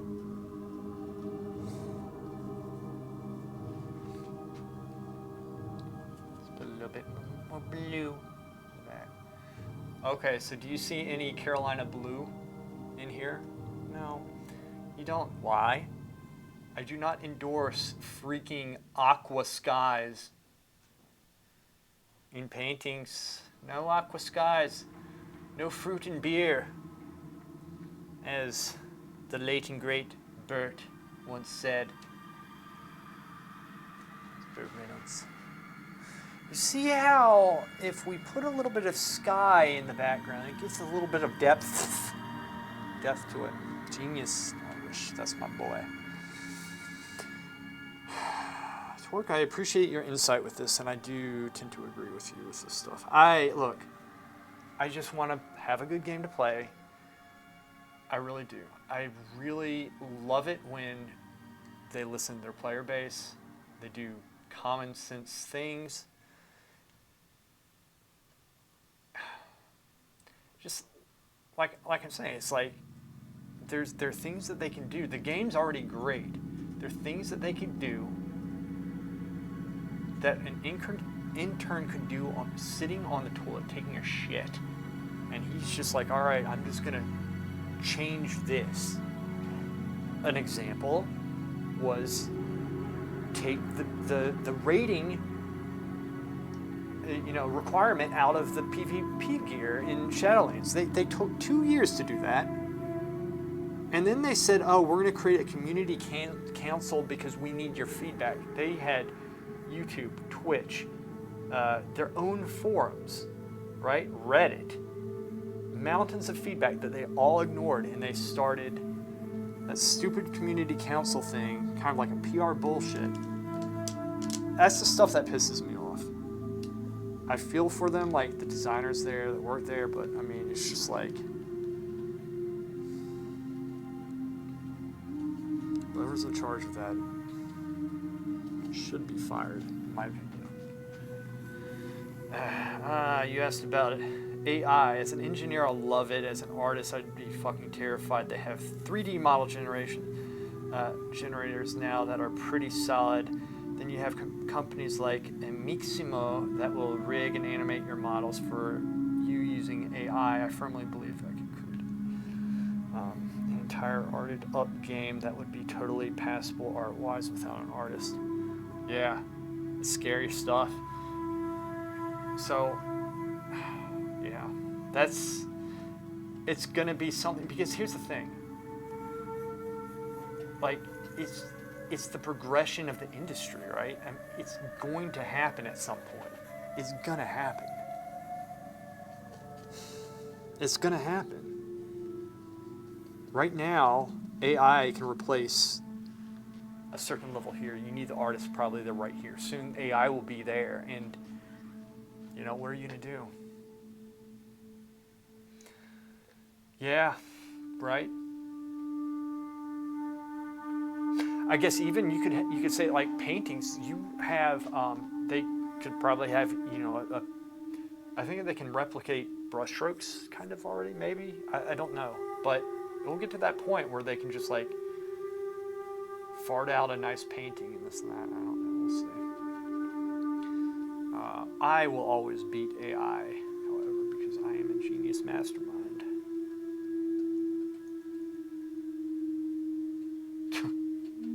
I'm used to not getting paid that much, so I'm not really too worried about it anyway. I am. This is the truth, man. It's the truth. You gotta be prepared, especially like when I first started this stuff, I didn't know what the hell I was doing. It took a while to kind of get on my feet with it.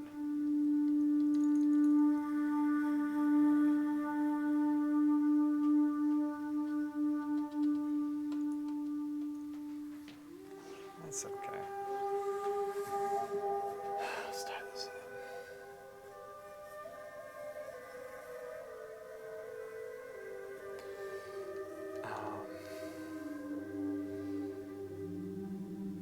Have you seen those AI oil painting machines that can replicate works of art?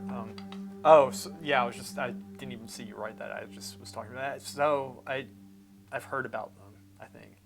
I don't know how far along. I don't know how good they are, but they seem to exist, yeah. I don't know how far along they are with it. Look, maybe I should be concerned. I'm not too concerned. I'm really not. I'm not too concerned with it. I'm really not concerned about it. Maybe I should be. Maybe I should be. Maybe I just haven't given it a thought. You know? Maybe I'm just like, I'm not concerned because I'm like repressing those ideas. That's a possibility. I tend to do that sometimes. I can do that. I'm pretty good at that. I'm not too concerned. Shows me on the street. Like, by next year, I'm like, could somebody buy me a coffee? Because that's obviously the first thing I'm going to need out there. Jeffrey Livingston IV, that technique up there is kind of what you showed me in the work, right? This is kind of veering towards what you were talking about. That's the atmospheric effect. The smaller strokes, muted color, right? But we need to make the brushwork a little bit more attractive. You should practice being a homeless now. Yeah. How do you know I don't? I've slept on the street before. Farsightedness makes things longer. I really have. With a knife, I had a knife on me. Things wider. Both together cancel each other. Wait a second. Farsightedness makes things longer, but astigmatisms make things wider. Both together cancel each other out, right? Right? Must be how it works. I think it has to do with the distance, though, too, right? Right? Like, there's probably the sweet spot. I obviously don't know. Like, what, 3-4 years from retirement? practice being a host. Yeah, you know, I don't plan on retiring. Maybe that's stupid. Maybe it's stupid. Maybe I don't do that, but whatever. Let's bring it. Okay, so if here.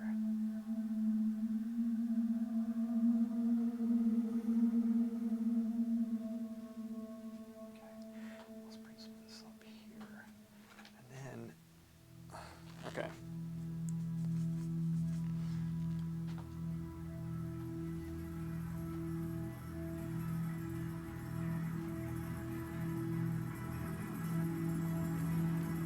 Go out of your point just to reply when you. I did. I slept with a knife.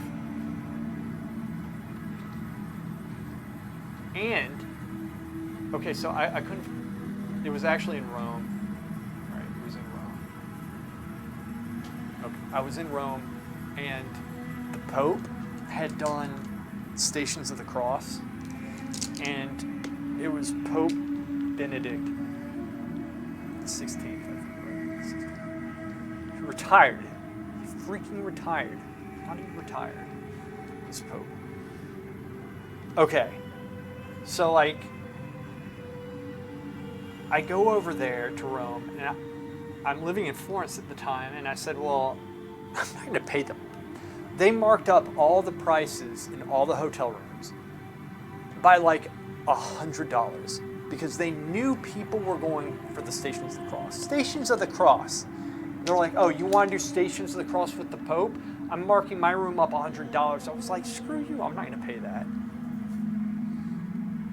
Yeah, and so like then I said, well, I'm going to have to sleep outside. So I figured I would sleep in the Vatican Square, because I was like, that place is very well watched. I'm not going to sleep on a side street because there's crime over there. Like, you don't want to do that. You don't want to. You got to be careful. And so I was like, well, that marble looks really cold. I might as well find something to sleep on. So I went and found some cardboard. And I was like, oh, well, that's why people sleep on cardboard out. So I got some cardboard, laid it out, and fell asleep. Never been more cold in my entire life. I was so cold. But Christian Bale in Batman, if I learned one thing from him, was that when you're cold, you don't do this. You do this. And bring your hands in like that. So I was holding myself like this, trying to trap the heat into my core. And I had a knife. That was it. That's the story. Self-inflicted, but it happened. So I have some practice. So remember the lessons of the night. Then, the first thing that I did, Mexicans on the roof. The first thing that I did, 6 o'clock when the bars opened up, I went and I got a cappuccino. And I used it to warm myself. You take it and you just hold your hands on it and then you hover over it. So you're absorbing all the heat and you slowly sip it. Didn't help at all. I had to regain my core temperature and fast, for I was fading. Eventually it came back. I don't know how, but it did. But it sucked balls. So I'm talking like it sucked balls. It was horrible. The thing is, I get cold very easily these days. I always have.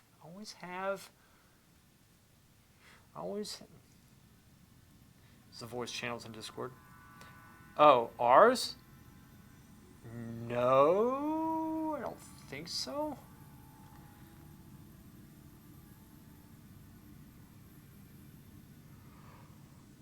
I mean, they do in Discord, but I mean, in ours, I don't know. I don't think so.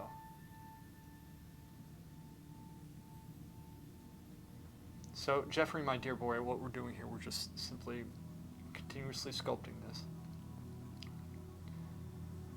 Just gotta continuously sculpt. Do combinations of brush strokes here and there, different brush strokes.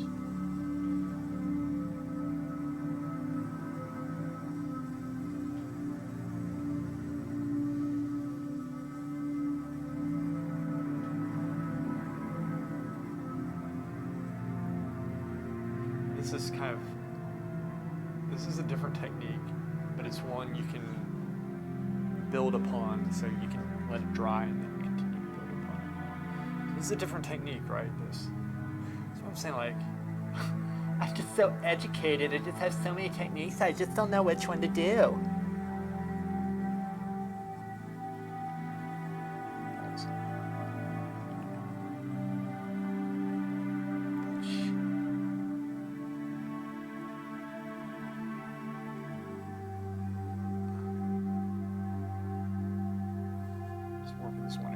like I said, it's too much to work around the paint here. I'm just going to focus, concentrate my mental energy in this.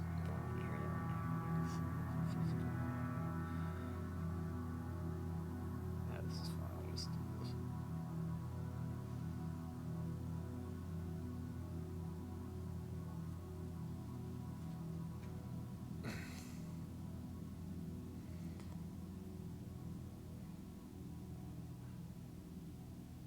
Oh, you say this is kind of like what you're doing, like the atmospheric effect type of thing. Yeah, that. It's, let's see, it looks on stream. Yeah, it's looking okay on stream. It looks different in real life. Let's see, because on my computer, it's not as saturated as it is on my iPhone. On the iPhone, this looks like very saturated. This is pretty saturated here, but it's not as much as it in there. And the house is also not that bright. Like, you would think that this is straight white. Let me show you what straight white is. That looks white, and maybe when I do this, it's gonna look. Let me put white down for you. I'm gonna take this back up, but okay. So here's white. Look at that. Let's see how that looks. I'm waiting for it to work. Watch it. Look at that. That's white. So I haven't even brought the why do I have to use so much? Anyway, that's white.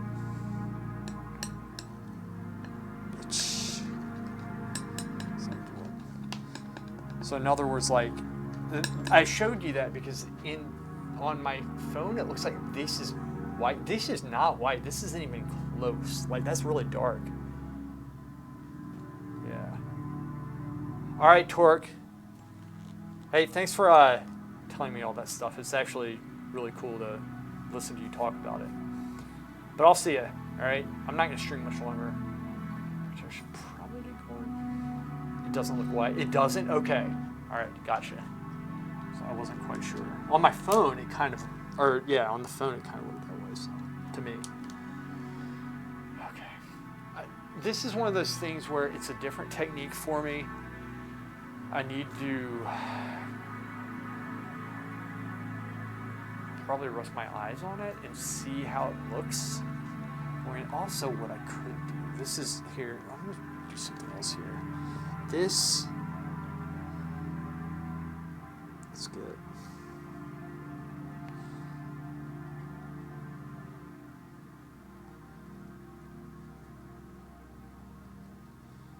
All right. I might take this off. Okay.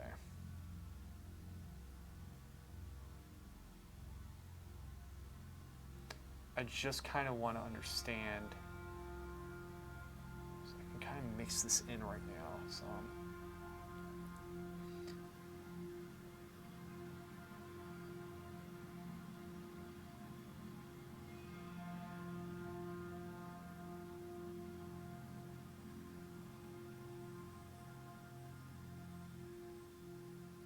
Alright, that's not really worked in, but I want to see how that looks.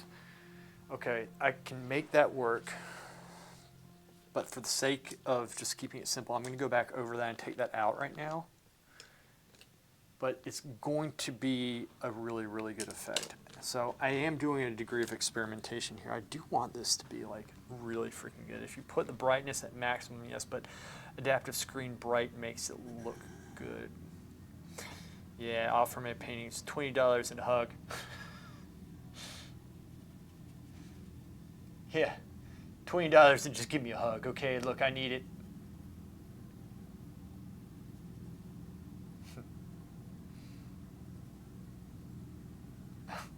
You need, all artists need hugs. Yeah, that's fine. Okay. There's a lot we can do with it. Okay, so this.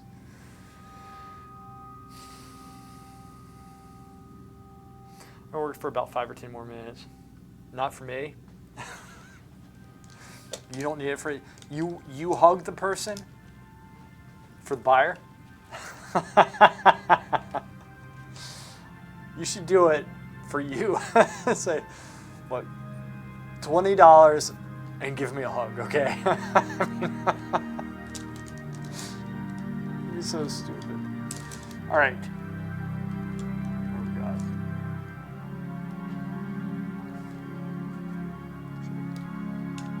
Where was the bright?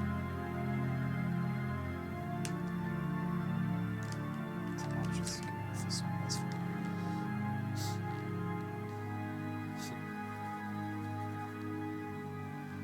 That's my offer. Take it or not, but get the painting out of here. Right.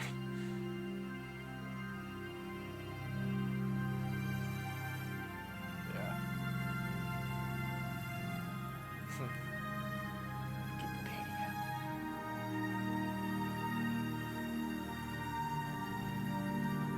That's good. I like that.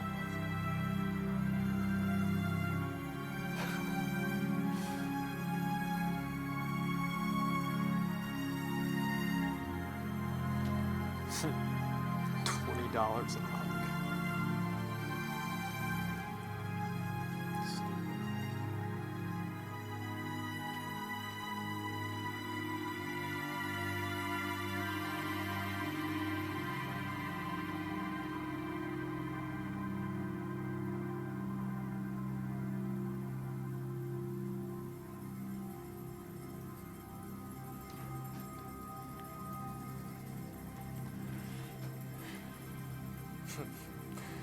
So if you pay the shipment, I can send you the painting I did for you, of you. I could do that. Yeah, that'd actually be pretty cool.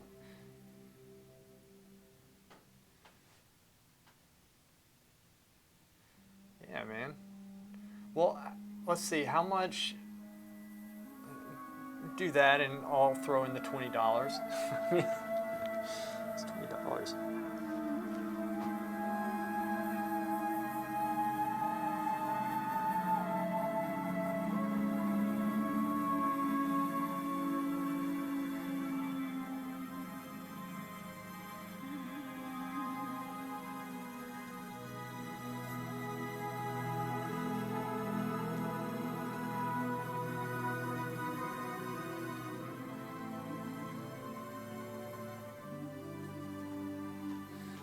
That kind of so that's so it just takes some time to do this stuff. But the hug, you'll have to fly up here for that.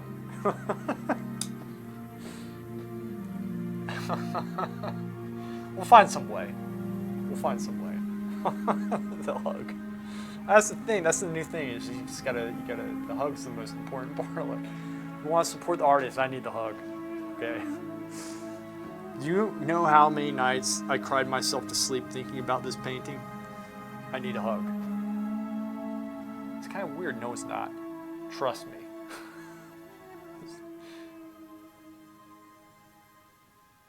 This is Indian red.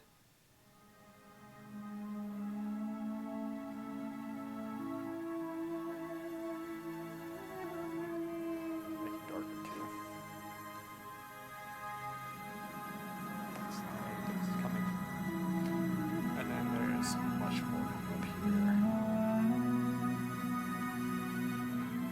a smaller brush than Big brush is big. it comes up. Up! Enter USA is fucking hard, man. You wouldn't think that if you just... I'm gonna bite my tongue. It's expensive, and they give you the visa after lots of questions and months. Yeah.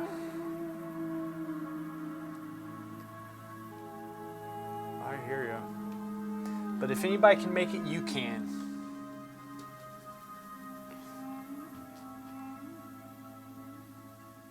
You can. The Terror of Peru, Sir Geoffrey Livingston IV.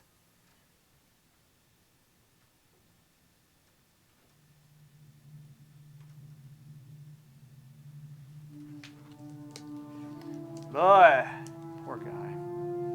You okay? You okay? You alright, boy? Boy. You okay? Alright, I'm gonna do this. I need to get you back home. We got some good stuff. I feel like I kind of have a better idea of where I'm going with this now. That's good. Glad. A little bit.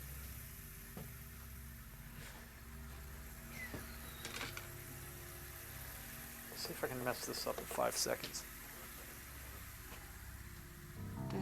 Oh, son of a bitch! Huh? That's definitely the right color. All right, Coquette. Hey, thanks for being here. I'll see you later, all right? Oh, that is not the right color. But am I going with it? Yes, I am. Why? Because I'm lazy. So I can fix it later.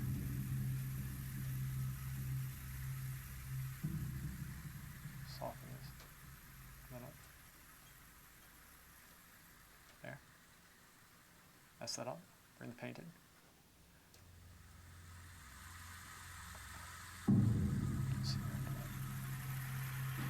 Okay. Good. It's expensive, and they give you the light being here, man. Yeah, I'm glad. I like the antique Spanish architecture and cheap Victorian stuff. Travel window. I mean, the thing is that we don't have very beautiful architecture here, like we, you guys do in y'all's older countries. Like Peru, I'm sure you have some very beautiful architecture. I wish we did, but we don't. We have some, but it's spread out.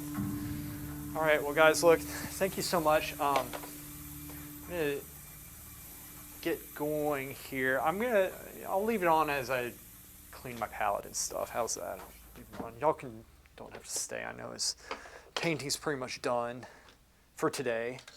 But you know, like, it's a little rough, but I feel like I got past this hump that I didn't know I was in today.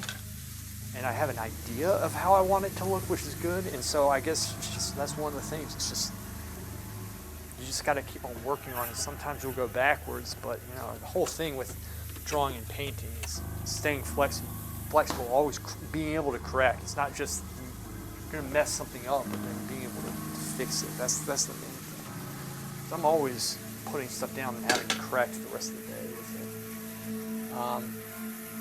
it. CPT, what's up, Onion? How are you doing, man? It's been a while. All right. Yeah, all right. Just putting the paint up at this point. Whew. My dad back. Take myself photos for exam of photography in a wait. I'm going to take myself photos for exam of photography in a while, waiting for the night. The night? You're gonna take photos at night? Is that what you said, or did I read that wrong? It's purple? Those are crimson. Alizeri cremisi.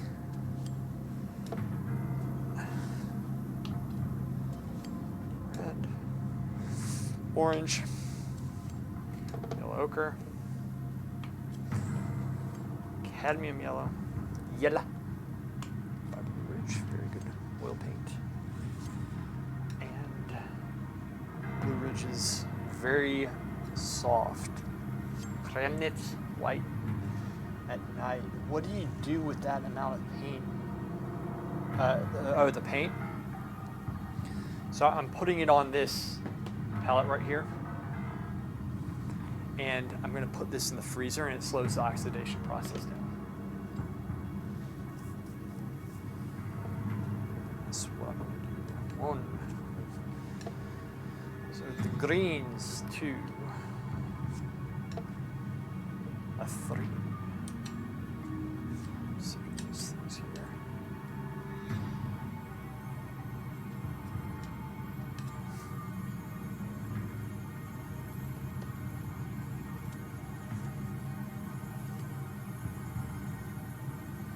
Yeah, so you can save the paint. But when I was training, I would always throw the paint away. I know it seems wasteful. It kind of is, but the reason why I would do that is because you would get training, you would get practice mixing and remixing every day, because that's imperative. And so now I'm able to mix pretty quick with this stuff. Ooh, this. Okay.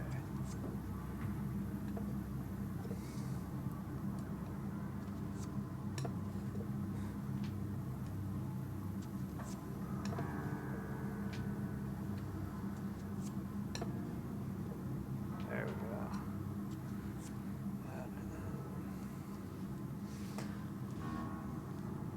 No, I don't let it dry. This is like something out of a Resident Evil soundtrack. The music, yes. I also did use a lot more and wasting more at the beginning. Yeah, I mean, look, it's good to have practice constantly mixing. I'm not one to waste, but in that sense, it's not a bad thing to do. You're going to get the practice, and it's very important at this stage. It is very important. I mean, it used to take me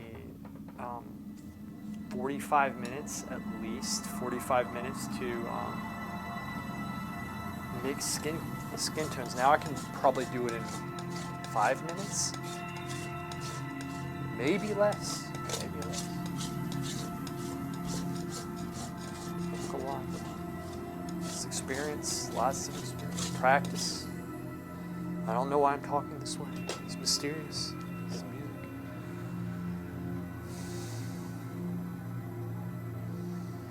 Yeah, I know. It is expensive. It can be over time. It really can be.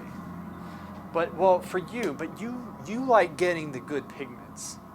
You know, you get the good stuff. What? I'll clean this later. You like getting the good stuff, right? I mean, it's going to be expensive. But you have a better knowledge of the pigments than I do. So I will learn from you for that. That's the thing. People have their strengths, and that's why I enjoy getting in those conversations. So I actually learned something today, the calcium carbonate. Use that as a base, the foundation. You can go in with the binders afterwards, and it's going to have a more solid foundation. The brick, analogy was a good analogy. That clicks. I didn't tell you, the beginning of the tube of lead white of Michael Harding's was only at the beginning. Now it's perfect after a while. Oh, so like at the beginning, it was very watery, but then it became like thicker. I wonder why that is.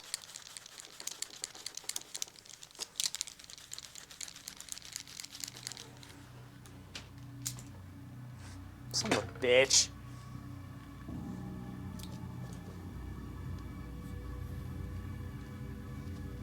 So anyway. How do I keep on putting this in there? I don't know how I like that.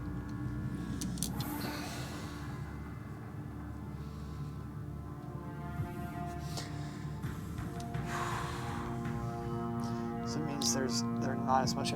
That was his selling point. He actually came to the Florence Academy when he first started his business. I think that's when he first started. Anyway, I met him. Very nice guy, and he was explaining how he used to hand grind everything to start, and then he got a machine.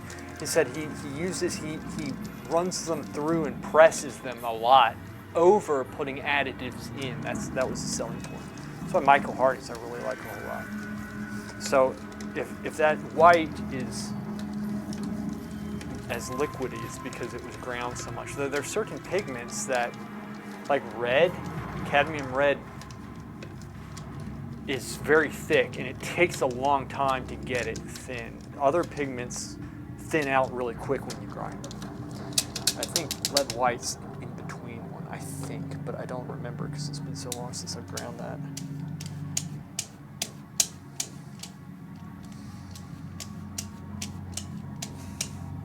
Does calcium carbonate make things thicker? Does it make it thicker when you,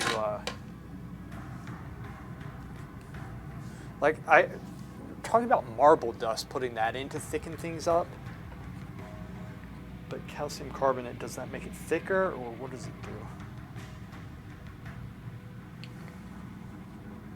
do? I would imagine it would make it thicker, right? You're talking about like filling in the molecules and stuff.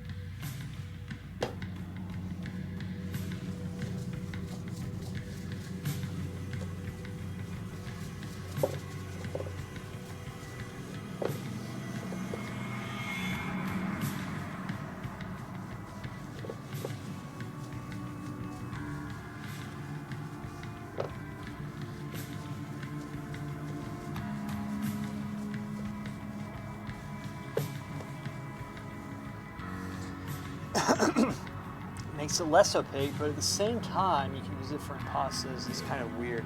I'll have to check it out. Do you recommend a place where I buy it? It's probably different.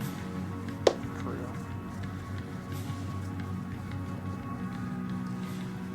Imagine calcium carbonate is probably the same across the board, right? There's not like different qualities of it.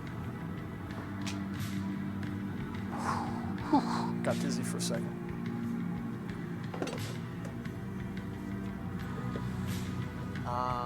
So it's the stringy quality of the paint. Gamblin has very good calcium. Okay, Gamblin. All right, I'll check it out. Do you use it kind of as a medium, or do you grind it into your paint?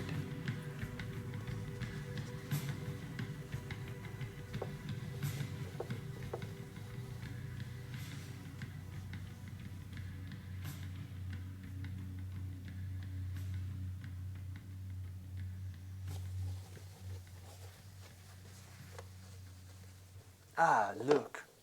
I have to go in a second, man, so get this thing going. Ah, look.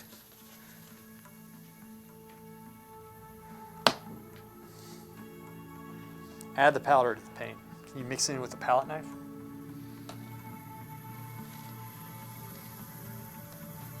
Palette. Sorry.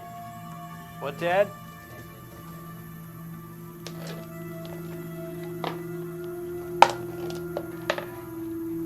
Yeah, we're going, boy. Add stained oil. Okay. If it's too thick and powdery, add stained oil. Okay. Gotcha. Cool.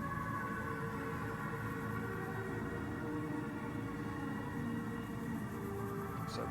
Well, that's the technique that I kind of was going off memory. I could refine this more. There's a lot that can be done. A lot. And we'll make this nice and crisp up here. Accentuate parts of the house. Make parts of the house fade away. That's what I'm going to do. Do a little fade technique. There's another technique too that I don't know about, but it's one where you take like the brush and kind of pull it across like this, and it makes these little marks that pulls paint in from the outside and brings it in.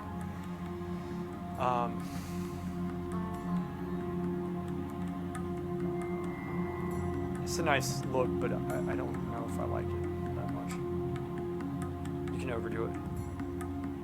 Gorlami, I'm about to end it, man, but I'm glad you're back. It's like, yo, I'm back. It's awesome. It's the paladinized. The more you mix it, the more liquid it gets. Gotcha. Just a little, you need to add just a little bit of oil. Okay, got it. I gotcha. Okay. Well, guys, look, I gotta go. Gotta get him back. Gotta clean my brushes first, but I will be on hopefully tomorrow. I didn't think I'd be able to do it today, so we got today in. That's good. I gotta go. I'll be on hopefully tomorrow. But you guys, y'all are awesome. Y'all take care. I'll see ya.